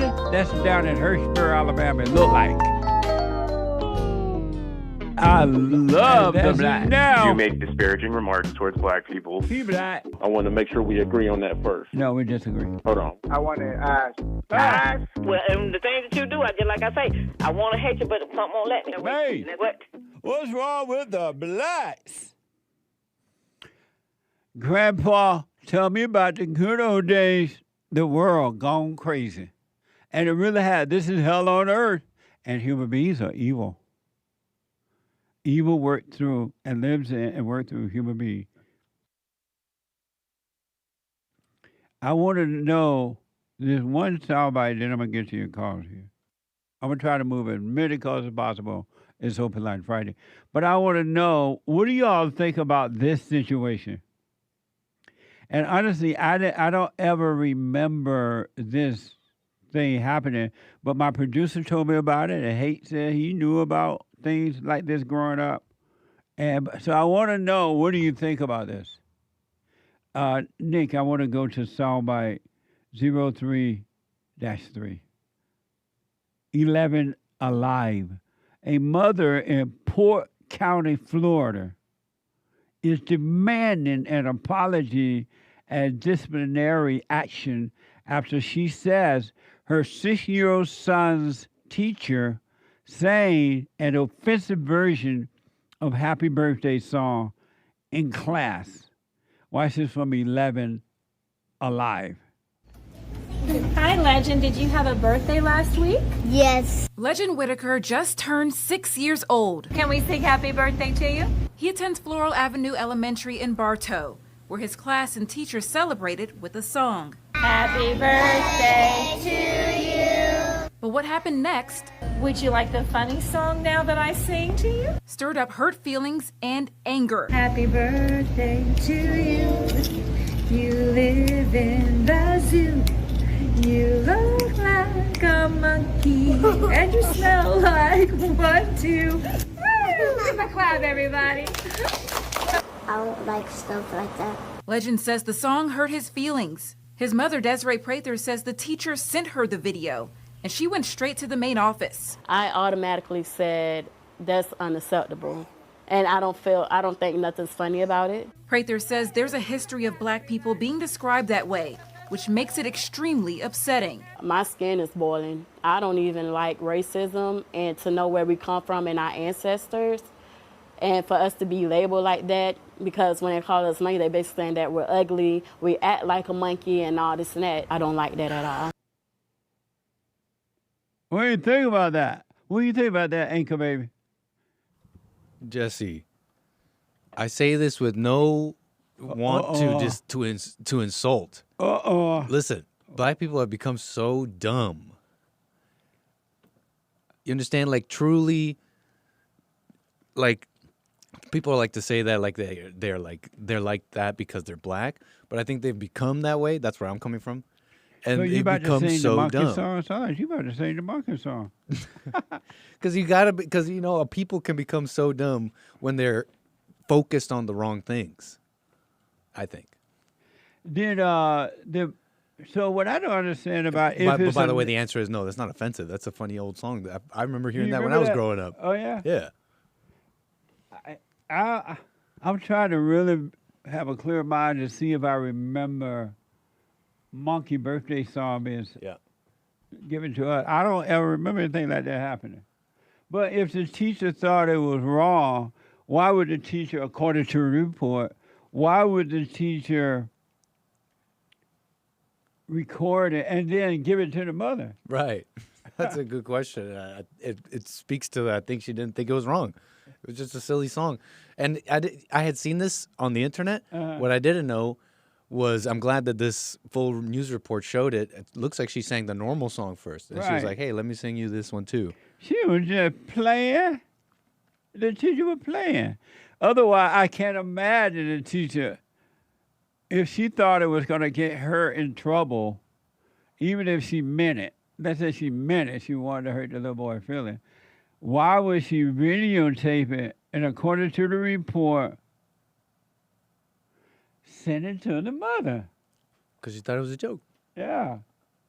And did you get the impression that the little boy was offended when it was happening, or maybe someone told him to be offended later? Honestly, it didn't look like it at first. Right. You know, now when I see him with the mom saying I didn't like it, my mind told me, oh, that moment when he looked down for a moment, maybe he felt, but it really was not clear. It looked like he was just listening to the funny song. It even looked like he smiled at one point. Derek, let me ask Derek Black. And I just want to ask Derek, and James, get the phone for Derek while he black. And I want to know if Derek, my producer, black. He black. He think he white, but we know he black. Maybe he coming in. Derek, you familiar, when you were growing up, did anybody ever sing the Monkey Birthday Song to you? Yeah. I'm sorry? The bottom. Good, the bottom. You know how to work the mic. No, it's just how we have it to conserve battery. So when you were growing up, did anyone sing the Monkey Birthday Song to you? Yes. They did? Yeah. And a teacher? Not a teacher. It was more of a... Well, actually, it was a teacher. It was like in elementary school. I don't want to dox him because I don't want to get fired. Right. But, don't say the name of it. Yeah, for sure. But when you were in teaching, your elementary school teacher sang a monkey song, birthday song to you? I mean, I remember us singing it, and I was just thinking to myself, dang, that's creative. Oh, you liked it? Yeah, and then a part of me was like, that's a little racist. As a kid, you thought that?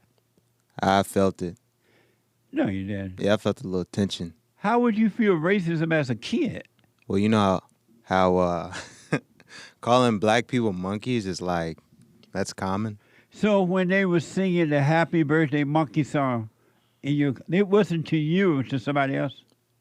Yeah, it was. I think it was just somebody else. I don't remember. So the teacher never sang Happy Birthday Monkey song to you? Yeah, no, I don't think so. Did anyone sing the Happy Birthday Monkey song to you? Probably so. I remember that song. Your family in my member childhood. did it? No. Black people, nah. Black people don't sing this version. What? Black people don't sing this version. Yeah, they don't. So no one ever did it to you? I think I learned this from white people. It was pretty good. But no one ever sang the Happy Birthday Monkey song to you? No. Not. I mean, I remember us singing it in elementary school, but you do remember? I don't remember us gathering around and singing this like every birthday. It was your teacher black or white? She was white. Yeah. Yeah, but I didn't think And nothing did you of go it. home I was and just tell joking your earlier. mama they sang the Happy Birthday Monkey song? No. I never did that. And I was really kind of joking earlier. I really didn't, because when I first heard it, I never forgot it because I thought it was so creative. I was like, dang, that's a good remix. Yeah.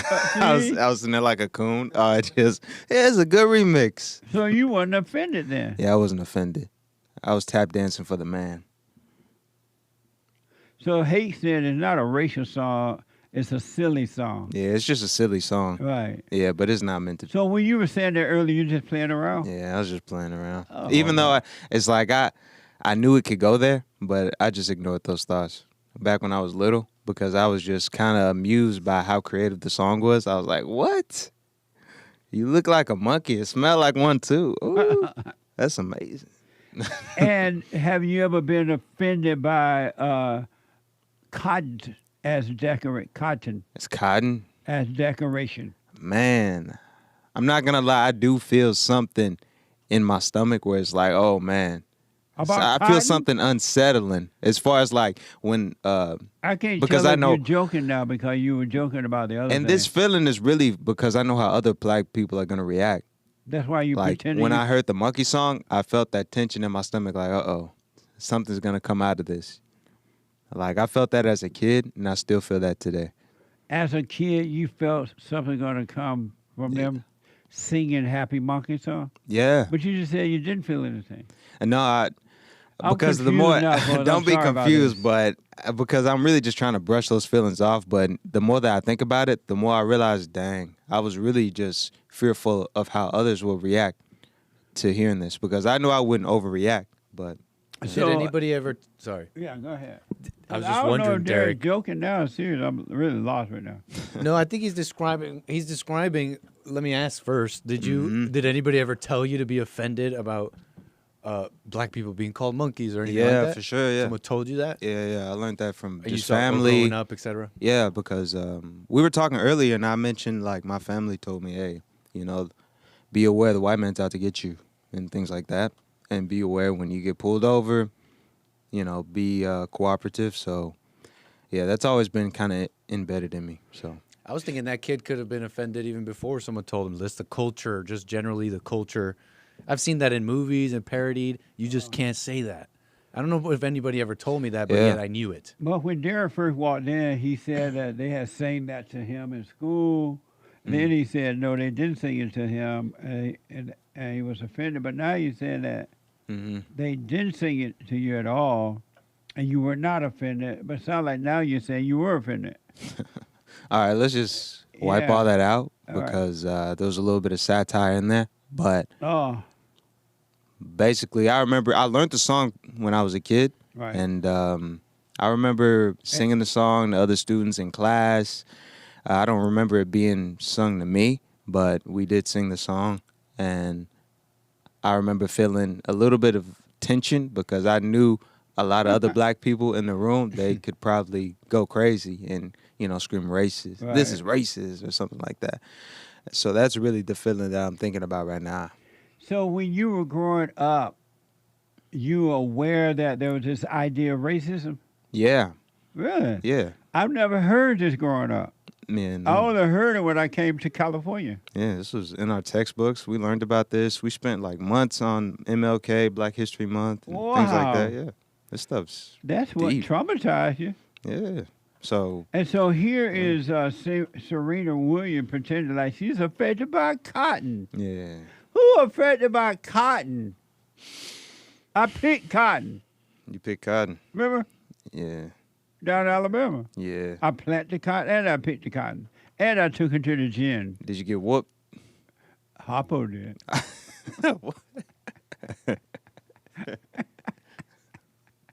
He just keep on attacking Oprah Winfrey. Here's from People. Serena Williams spoke out about a cotton plant decoration in a New York City hotel, saying it doesn't feel great to see it. Watch this from X. So actually, it feels like no polish remover cotton, natural. All right, everyone, how do we feel about cotton as decoration? Personally, for me, it doesn't feel great. That's So if it felt bad, why did she walk over to it and touch it and took a piece of it? The cotton didn't even move. She went and got it. Well, she was probably, communicating with her ancestors. That's probably what that was.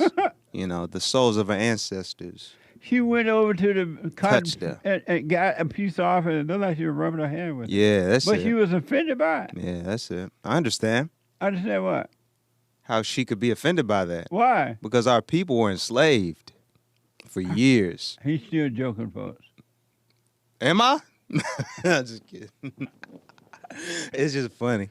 Ironically, in 2021 video, Williams showed off her home, which featured a sculpture of a donkey standing over cotton. What's this? From X. Hello, AD. Welcome to my home. Come on in. This house for a really, really long time. I actually worked with my sister Venus. Get inside my brain and pick my brain and show you my vision. And I didn't want to lose that aspect, but I also didn't want a formal living room. And I was just trying to decide, what do I do? Now, I love art and I love, all kinds of artists, and I find it really cool. So I was like, what if I had a formal living room, but instead of it being a living room, it's called an art gallery. So this is our gallery. It has some more fun stuff. This is a Leonardo Drew, another Radcliffe Bailey. And there's cotton. Look at that like donkey. Cotton. Yeah, that's cotton right there. I know cotton. So how is she offended by cotton? Well, like I said earlier, our people had to pick cotton That's for like all the those Pope. years. That's like the Pope praying over ice. Yeah, well, that's crazy. That's crazy. Grandpa, tell me about the good old days. 888-7753-77. What a mess. So, folks, our artists don't know if Derek is serious or not, all right? I can't tell. I wasn't serious. All right. I'm done. Amazing. Hake, thank you, Derek. I don't know if you were serious or not, buddy. I was. You were not? Sort of, not really. You don't know either? I'm sorry that he's an expert, folks. He black. So Hake can tell me that a black male in chat says that lady intent was to alienate and hurt that boy with that stupid song. How do you know that, though? If she was trying to alienate him, and I'm not saying you're right or wrong, I'm just wondering how you know that. Because if she wanted to alienate the boy and hurt him, why would she make a video of it and then send it to, according to the report, send it to his mother? Knowing that if she knew they were going to create a problem for herself like that. I'm wondering out loud. SION is from Georgia. Georgia, on my mind. SION, you are on the air. Oh, Jesse, hello? Hey, SION. You can hear me, right? No, right? Really? Okay, you do.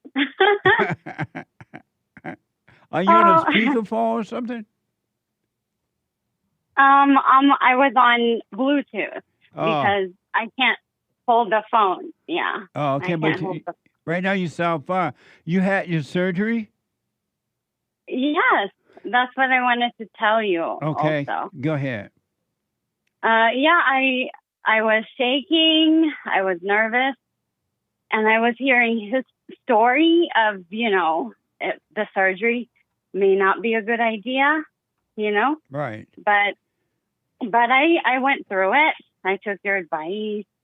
I went through, and it worked out. See? I'm okay now. Right on. I just, yeah. I'm actually, I did the right thing because if I didn't, my nerve could have been damaged more. Oh, okay. Yeah, but I saved my nerve, I guess. And the doctor, he said everything went well. So that's good. Right on. Well, I'm glad to hear that. I really, really wish you well with that. I'm glad it's over and now you're recovering. And Yeah, it's over. cool. Yeah. Nice. Yeah. Oh, the monkey birthday song. Right. What you think about the monkey song? I think, okay, it's probably the lady didn't mean any harm, maybe, you know? She just thought of it as a cute song for the kids, but it just don't look good, you know? It don't look right. What does it look like to you? Right. What does it look like to you?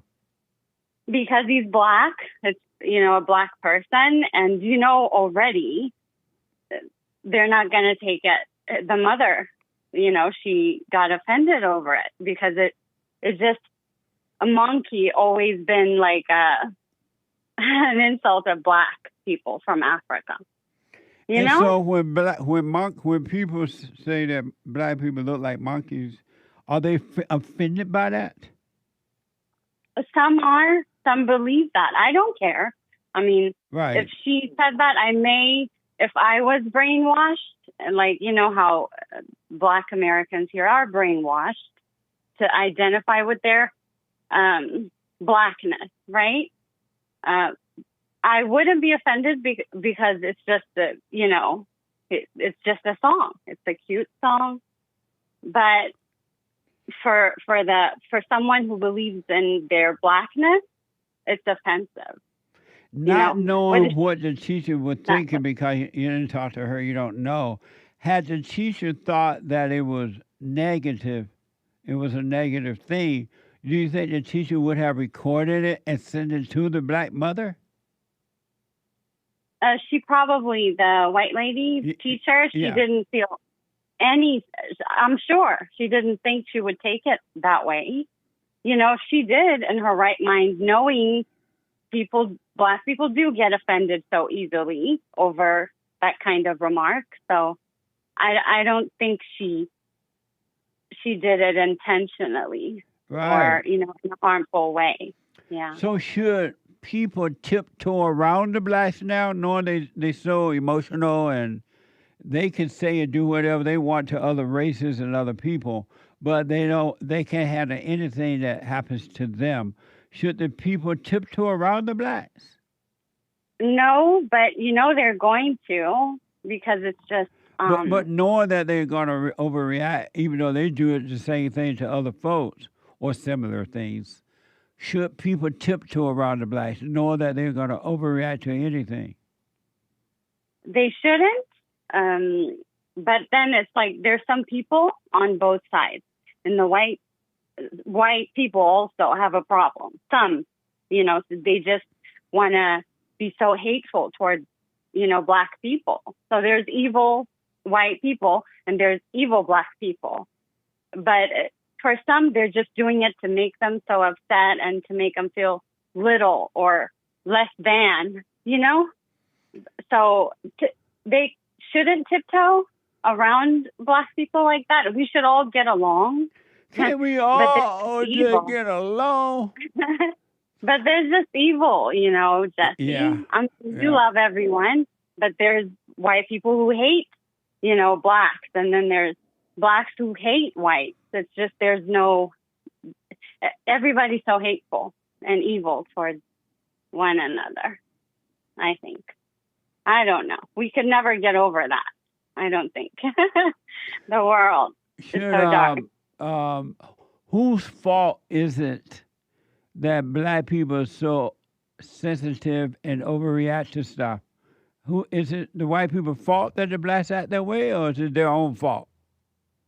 Their own fault. Their leader, they set them up from the beginning, like you say, with the civil rights movement, and then every day someone that they look up to, like the celebrities, the media, always telling them you are oppressed, you are second to the whites, and then the foreigners come third, the foreign blacks, that is, not the Hispanics or the Asians, but the foreign blacks, the Africans like me, we come third class.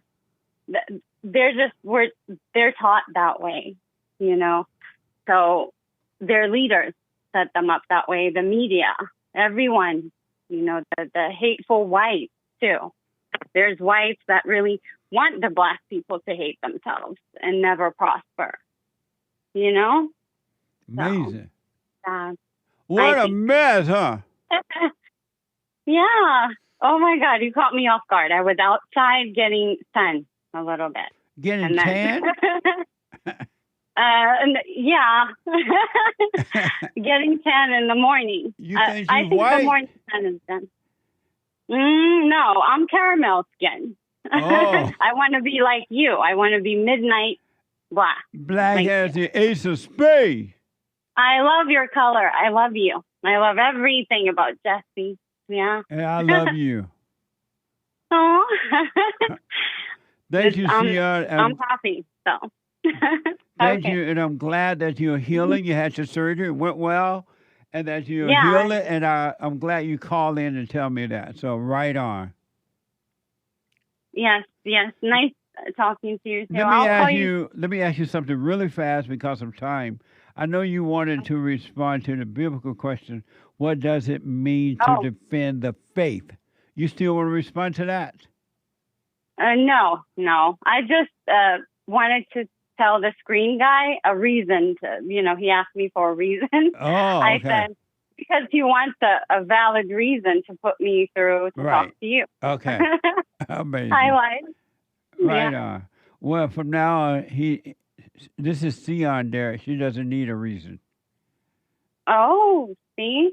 Thank you. You're welcome. VIP treatment. VIP. Right on. All right, Sion. Yeah. Good to talk to you. Nice talking to you, too. All Thank right. you. All right, Have now. a good weekend. You Okay, too. bye. Thank you. Amazing. Roberto out of New York. Roberto, you are on the air. Hey, Jesse, how are you? All is well, sir. Everything's going well. That's great to hear. Are you going to have a men's conference anytime soon? We met there. I know it was a few years back, man. I've been trying to work on myself. Well, right now we're not planning one, but eventually we will have one for sure. I hope so. What's it been, like 4 years, 5 years almost? Right? I know. I didn't realize that much time had gone by. I know, it's too fast, man. But we still have the men's forums here every first Thursday night. We have the Sunday morning fellowship. So we're still doing things. It's just that not that right now. Yeah, it's just hard to plan from New York City. I got to do what that guy from Oregon did. I just caught the beginning of the show a little bit. Like, I got to fly out there. Yeah, we go to often the get forum people and go back flying to New in. York, yeah. There's a young lady that flies in from Oregon or somewhere, Washington, one of those up there, and she comes in just for the women's forum and the Sunday morning meeting sometimes, and she goes back home. So people do come in from around the world for the meetings. Yeah, I got to check it out, man. Especially if you're not going to have a conference. It's just easier to plan Right. for us, like from the East Coast. You have a set date and then just go to the conference and then the church service. And Absolutely. It just works out, you know? Yeah. But, yeah, man, I was hoping you'd have an idea of when you guys are going to plan something like that. All right. Well, I appreciate your call, but if we do, we'll definitely put it out there. In the meantime, we do have men and women flying in from different states. They stay for a few days and attend both the meetings, and they go back. Yep, no, I hear you. I just want to answer the biblical question. Oh, you do? Hold on. Yeah, that's what Hold I on. called for. I just wanted to...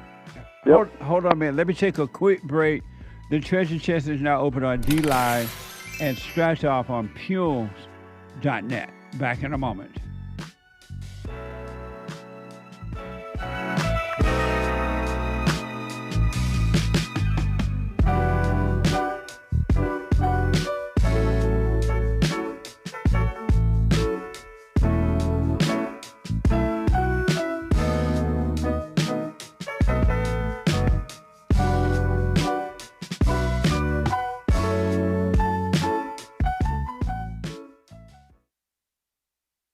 I noticed after a while that when these guys overcome their anger, they have amazing ideas about starting a business, But because they've been told that if you don't get a loan from the bank, or if you don't have a 5-year plan, or if you don't do this, and it's just simply not true, it's the first step. With faith, then all things are possible. So, but the most important thing is to return to the Father. That yearning that you have, that emptiness, that void, is not for more stuff. It's not for more friends. It is a return to the Father, because there's no way you can return to God and be angry at your earthly father. So thank you all so much, right? People around the world donated to Bond at rebuildingtheman.com, or they call 800-411-2663, and we're still committed to pointing the right way for men and women to return to the Father.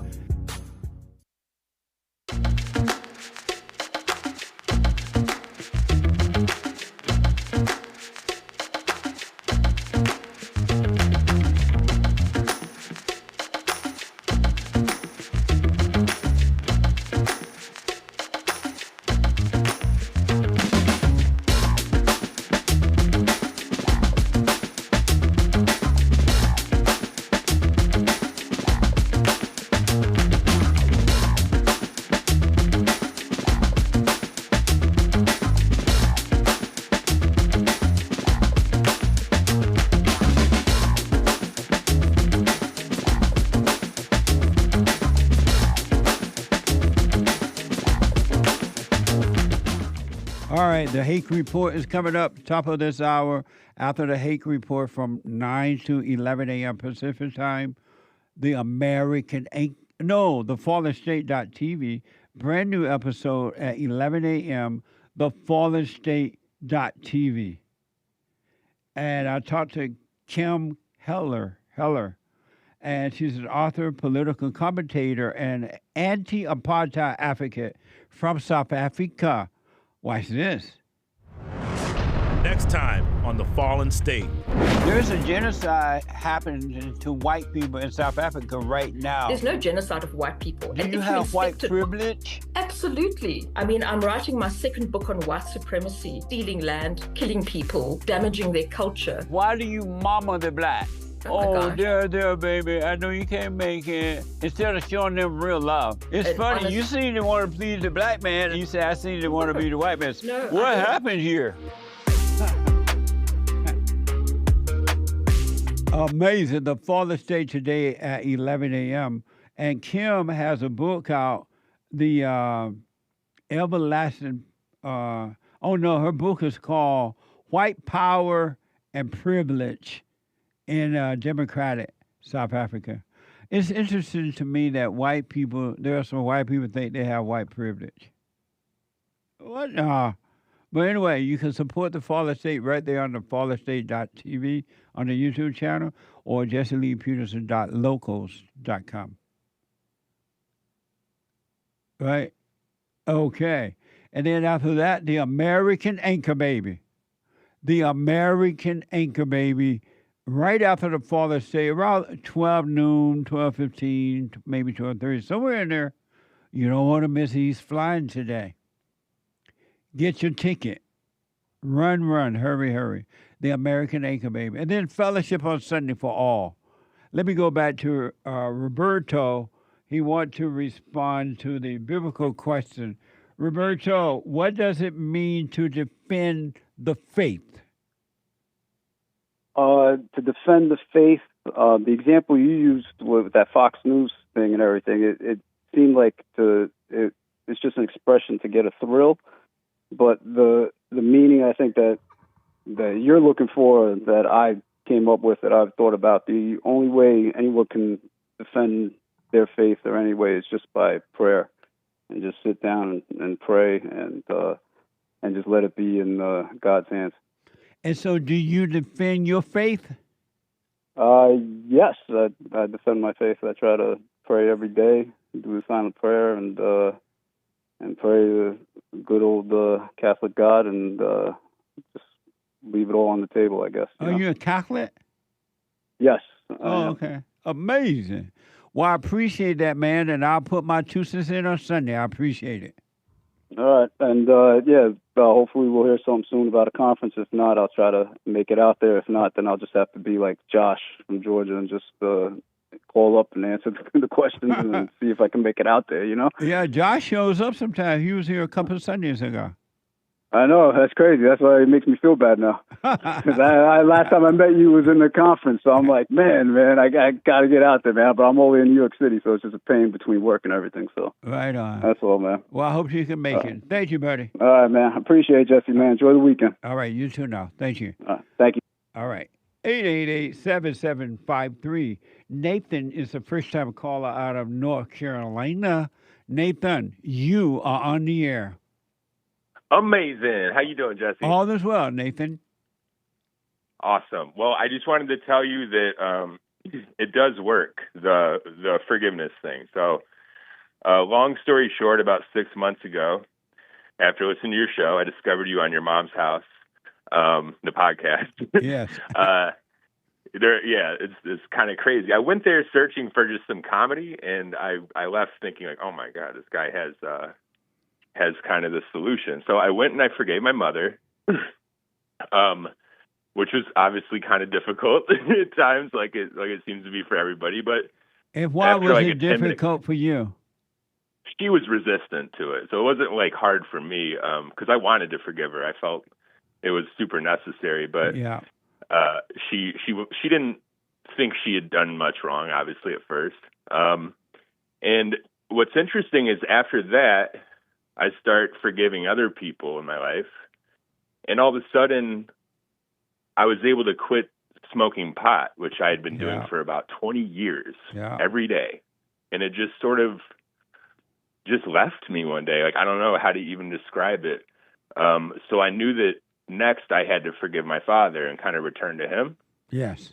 So I kept going over there and being like, all right, today's the day. And I'd walk in and it wasn't the fear of it. It's like something would always happen. Right. And these stories that we create, obviously, to describe things. But my story at the time was, something keeps disrupting this. It almost seemed like Satan. Right.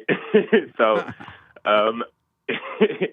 I finally yesterday, I was like, well, let's just wait and see. I guess it'll just kind of, the opportunity will present itself. And my dad comes over right then, and I was able to just forgive him out of nowhere. And how did it go with him?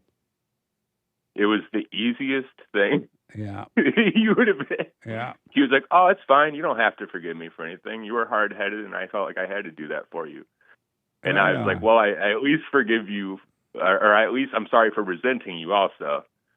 And he was like, well, you probably could have resented me. Like, I was pretty hard on you. And I was like, well, I don't think so. Right. So it was just amazing, the difference. But I really wanted people to know that if they're having like some sort of anger or addiction or some issue like that, forgiveness will kind of lead you into this natural way of letting go. Absolutely.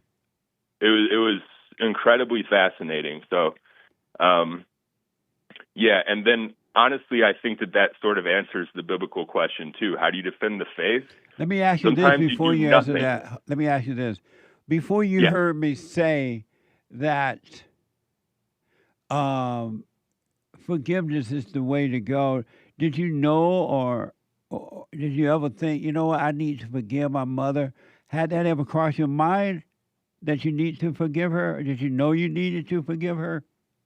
Not in that context. I didn't know specifically who I needed to forgive. Right. But I knew that I had been Bible thumping for about 2 years. Every morning I would wake up. First thing I would do, 5 a.m., crack the Bible, read for 30 minutes. And I was realizing nothing was getting better in my life. Yeah. I was just becoming an intellectual Bible thumper who was accidentally starting religious arguments with everybody. And it seems to be what happens, right? Yeah. So as soon as I started to forgive, all those lessons that I felt like I had been learning, they went from my brain kind of down into the heart, and I went to the point of like knowing instead of thinking. Right on, man. And so I think that is, go ahead, sorry. No, you think that is what? That is what? And I think that is the answer to the biblical question. Sometimes you just, defending the faith is doing nothing sometimes. Sometimes just wait and see and let it happen. Like you feel what you feel. You think you know what you know. And And then once you realize that's all kind of BS and lies, the only choice is to just sit there and let it happen, whatever it is.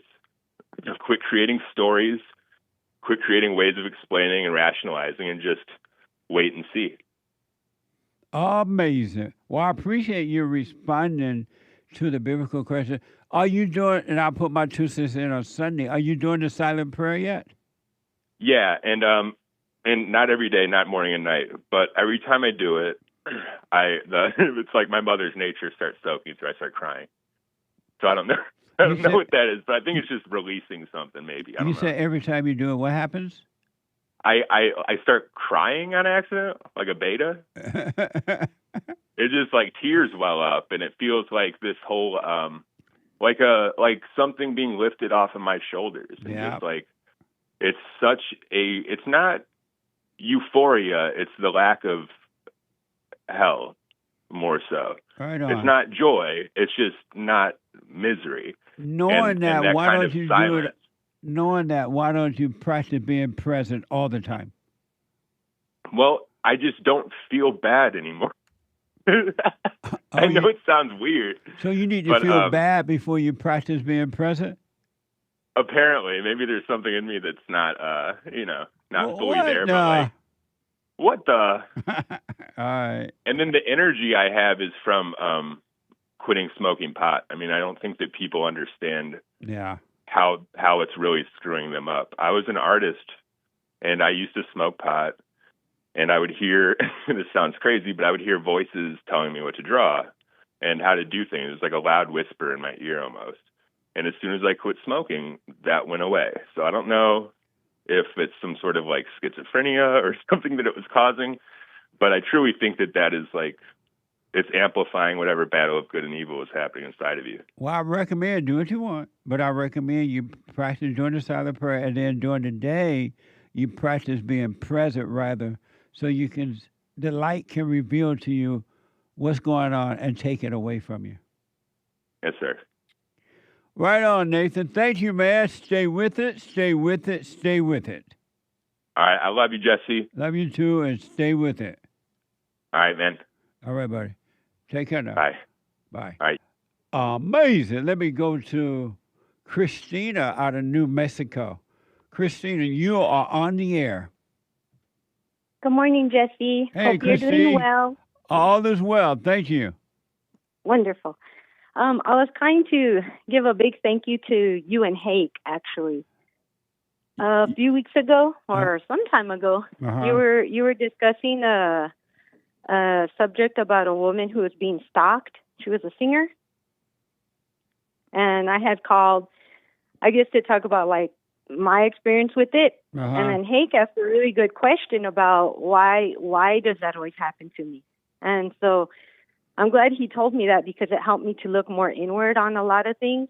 And I realized that there's a lot of conditioning placed on me by my parents that I didn't realize. Yep. And whatever traumas they had, I was carrying those things out in my life.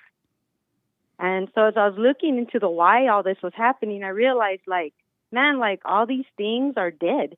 This is a dead life I'm living through. And I started saying, I'm out of here. I'm going to start living my own life. And man, I cannot believe how much has changed. A lot has changed, like, for the better. And I'm really grateful to you and Hake for helping direct our mindset, instead of being an outward mindset, to have an inward mindset. And Absolutely. to have more Yep. letting go of it and just letting God do everything. Right on. You're welcome, but stay with it, stay with it, stay with it. Definitely. You haven't seen anything yet. It gets better. Yeah, I've learned that consistency is key, for sure. Yeah, absolutely.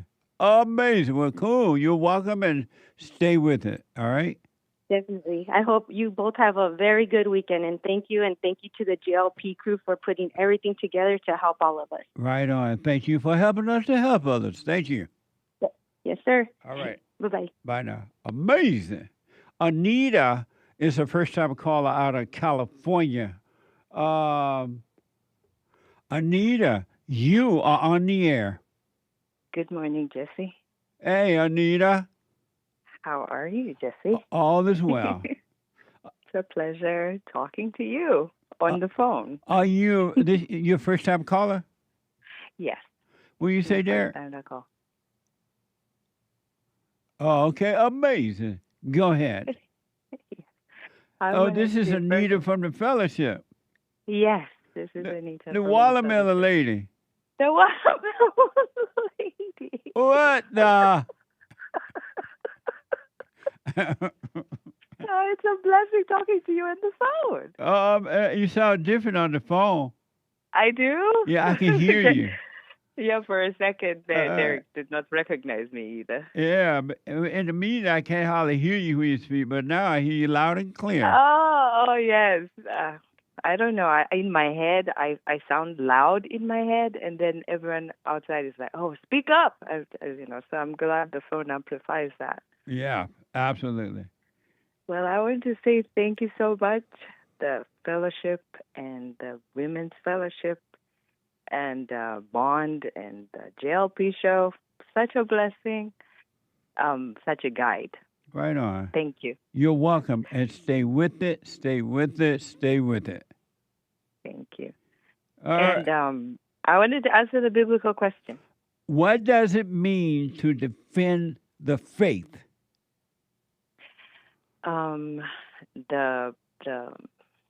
What I understand from it is that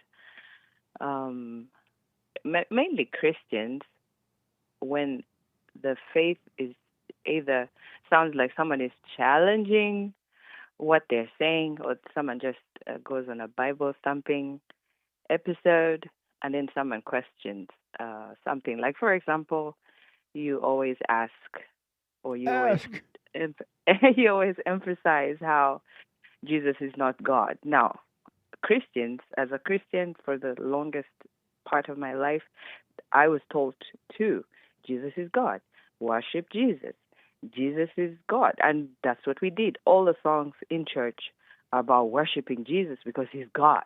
Now, when a Christian is faced with you saying, no, Jesus is not God, they go into, no, he is, and pull up this scripture and pull up that scripture to defend the position because it's going against what they believe.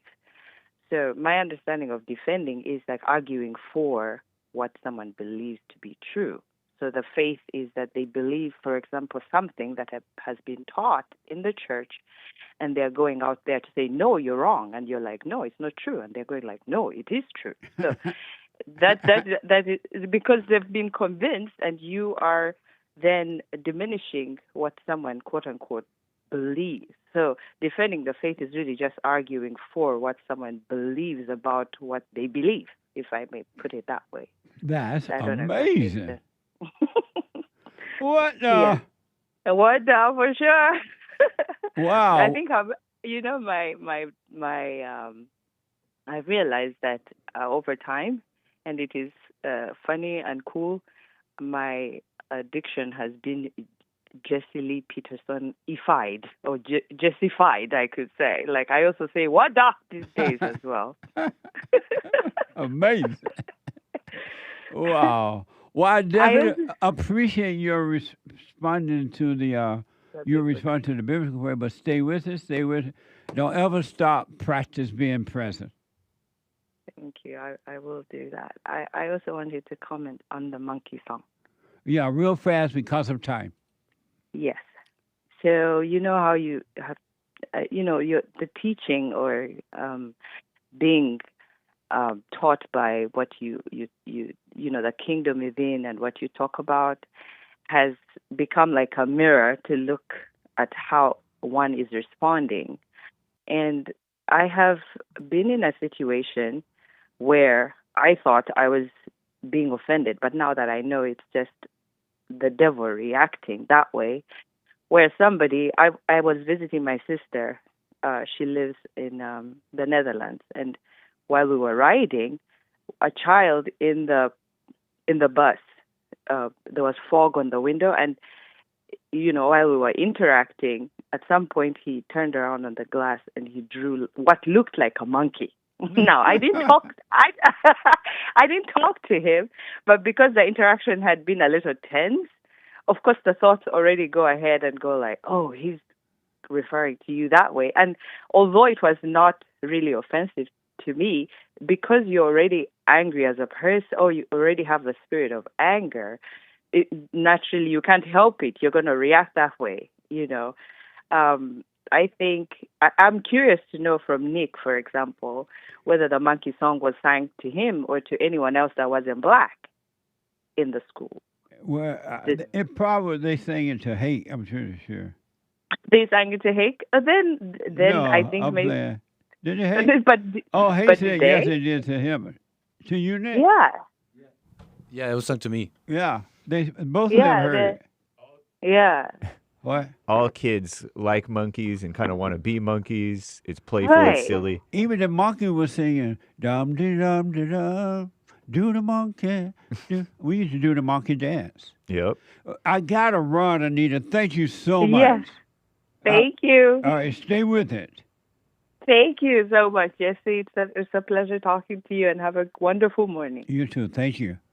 Amazing. Super chat. Super chat. Super. Max, hi, Jesse. I learned the sin is in the thought. If one is able to observe all thoughts, will a bad thought still be a sin without responding to it? What does it mean to be without sin? Thank you. Heart. What does it mean to be without sin? Yeah. To reject the thoughts. Don't go with them. Don't communicate with them or anything. And you will resist the temptation, and it will flee from you. Amazing. Thank you. Marcus, everybody is evil except baby Jessica's daddy. That's right. That's right. Pastor Chatelet, 222 gold pills. Jane Goodall wanted half of humanity dead because of climate change. Well, lads, she did her part. Now she's a good commie. LOL. Where's Jane Goodall now? In heaven. I rest my case. Thank you. Renesio 3 coffees. So I says to my friend, there is no you. And he was like, nah. I said, yeah, the idea of you is just your ego trying to be someone. He was like, nah. I said, yeah. And not only that, but we're all just one divine conscience evolving in different forms in the eyes of God. He just shrugged, says Renesio. Right on. Thank you. Insta power. Consciousness is once again awakening within humans on Earth. Heart emoji. Amazing. Thank you. Kilo Alpha Tango, bounce them glorious furry orange globes, Hake. Thank you, Kilo Alpha Tango. It's an inside joke. You have on your birthday shirt today. Christmas shirt? Birthday shirt. Christmas shirt. I would think of a monkey birthday. Nice. Christmas shirt. Yeah. Amazing. Another merry, amazing Christmas shirt. You can get that at JessieLeePeterson.shop. That's right. Amazing. Thank you. Kayla, BQ answer. What does it mean to defend your faith? Seems like there's no such thing as defending the faith, quote unquote. Two devils fighting. Thank you and have a wonderful day. Thank you. Appreciate it. Calvin from Ohio, 1 Peter 3:15. Always be prepared to make a defense to anyone who asks you for a reason for the hope that is in you. Yet do it with gentleness and respect. Defending your faith just means always be ready to give a reason for your belief in Christ, he says. Amazing. Thanks for the response to the biblical question. I appreciate it. Thank you, Calvin. Calvin also says, by the way, Jesse, lying to prevent your head getting chopped off would be dangerous. And I quote, if you deny me in front of man, I will deny you in front of my Father. But if you're about to get your head cut off, you think God going to mind if you say no? I don't know. Knowing that in your heart. I don't know him. Knowing that in your heart, that's not what you are. Thank you, though. Amazing. Anthony, oxymoron is bigger, liberal Christian, or Nazi coon? Which one? Amazing. I don't know. Usagi. Hi. Hey, Jesse, I've developed a theory of everything, and I know empirically by the math, God is real. All people have a soul. Keep praying, read your Bibles, and think on the words of your Lord. Amazing. Thank you. Thank you, Usagi. Yeah. The Thought Watcher, BQ answer. What does it mean to defend your faith? No such thing, Jesse. That sounds like something Allah Abba does. God don't need us to defend anything. Amazing. Thank you. I'll put this in on Sunday. And heat, Jesse, in relation to the BQ, do you believe a time is coming and has already come when each person will be required to defend their faith? People who try to save their lives will lose them, and those who lose their lives will save them? Luke 17:33. Thank you. No. Anthony, people And should. so I don't know, but no. Go ahead. Anthony says, in relation to that caller, people shouldn't judge, yet he judges Trump. Hypocrite. Good point. Right on. Thank you. Someone 5 coffees. Thank you for the advice about my evil mother Thursday. Nice. Thank you. Amazing. Stay with it. Eugene 5. If somebody physically possessed, can you help that person, Jesse? Only if they want to. Their faith can help them, not me. Amazing. Thank you. Punchy bought a coffee. The pastor of my church been shaming the congregation for not enough people walking up to the altar, kneeling down, praying in the middle of the services in front of everybody, saying it's pride that's keeping us from doing so. But I feel like it's the opposite. I feel like it's a thrill, part of an ego trip to do that. Any thoughts on the matter? You should say to your pastor, what the? You can't be yelling at people because they don't want to come down. What the? Amazing. Thank you. Kayla, Jesse, did you have electricity in your childhood home? Amazing. At first we had none, and then we finally got some when I became a teenager. Thank you. 5 coffees from Eric. Racism doesn't exist. If you don't look for it, you never find it. Jesse, remember when you said if you're offended, you owe the other person an apology for judging them. That's deep. Yeah, if you offend someone, meaning that if you judge them. Thank you. Brooke, reminder that Trump is not the president. He is king, chosen by God to do God's work. He's the one standing in evil's way for good people who understand right from wrong. He has a divine right, their rule. I rest my case. They call him amazing. They call him king. They call him daddy. But I call him the great white hope. Thank you. Amazing. Alphabet BQ. To defend means to stay firm in the present and not be persuaded by Satan. Defend by doing the silent prayer morning and night, and every time no one can defend outside of themselves spiritually. Thank you. Amazing. Fazul. Oh, Lord, Jesse, what manner of pope is this? SMH. Shaking his head. I don't know what's wrong with the Pope. All these popes seem to be like out to lunch. What the? Thank you. Insta power. The spiritual war is not for us, Jesse. Like Jesse says, it's for the world. FYI, heart. Thank you. Amazing. ALL. Thank you. No message. Thank you. ALL.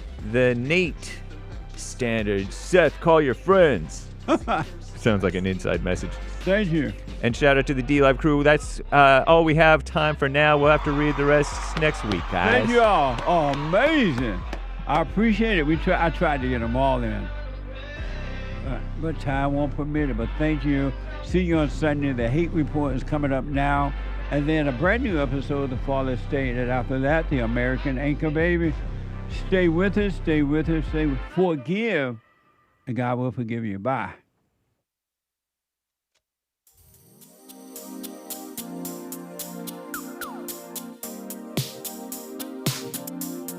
The views, information, thoughts, and opinions expressed during this show are the individual's own and do not represent the views, thoughts, and opinions of the JLP Network or Bond. Their appearance on the program does not imply an endorsement of them or any entity they represent. The material and information presented here is for general information purposes only. The JLP Network and Bond name and all forms and abbreviations are the property of its owner, and its use does not imply endorsement of or opposition to any specific organization, product, or service.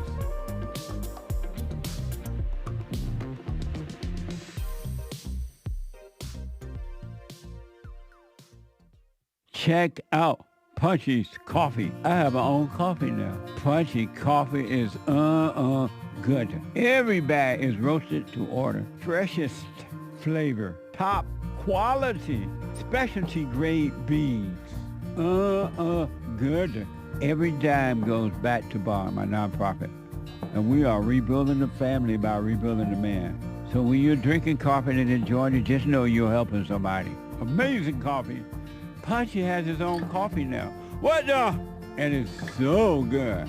All the way from the plantation to my own coffee. Who would have thought? Did that coffee come from the plantation? Did I pick my own coffee? Check it out. Go to rebuildingtheman.com, rebuildingtheman.com/stores, and get Punchy's Coffee.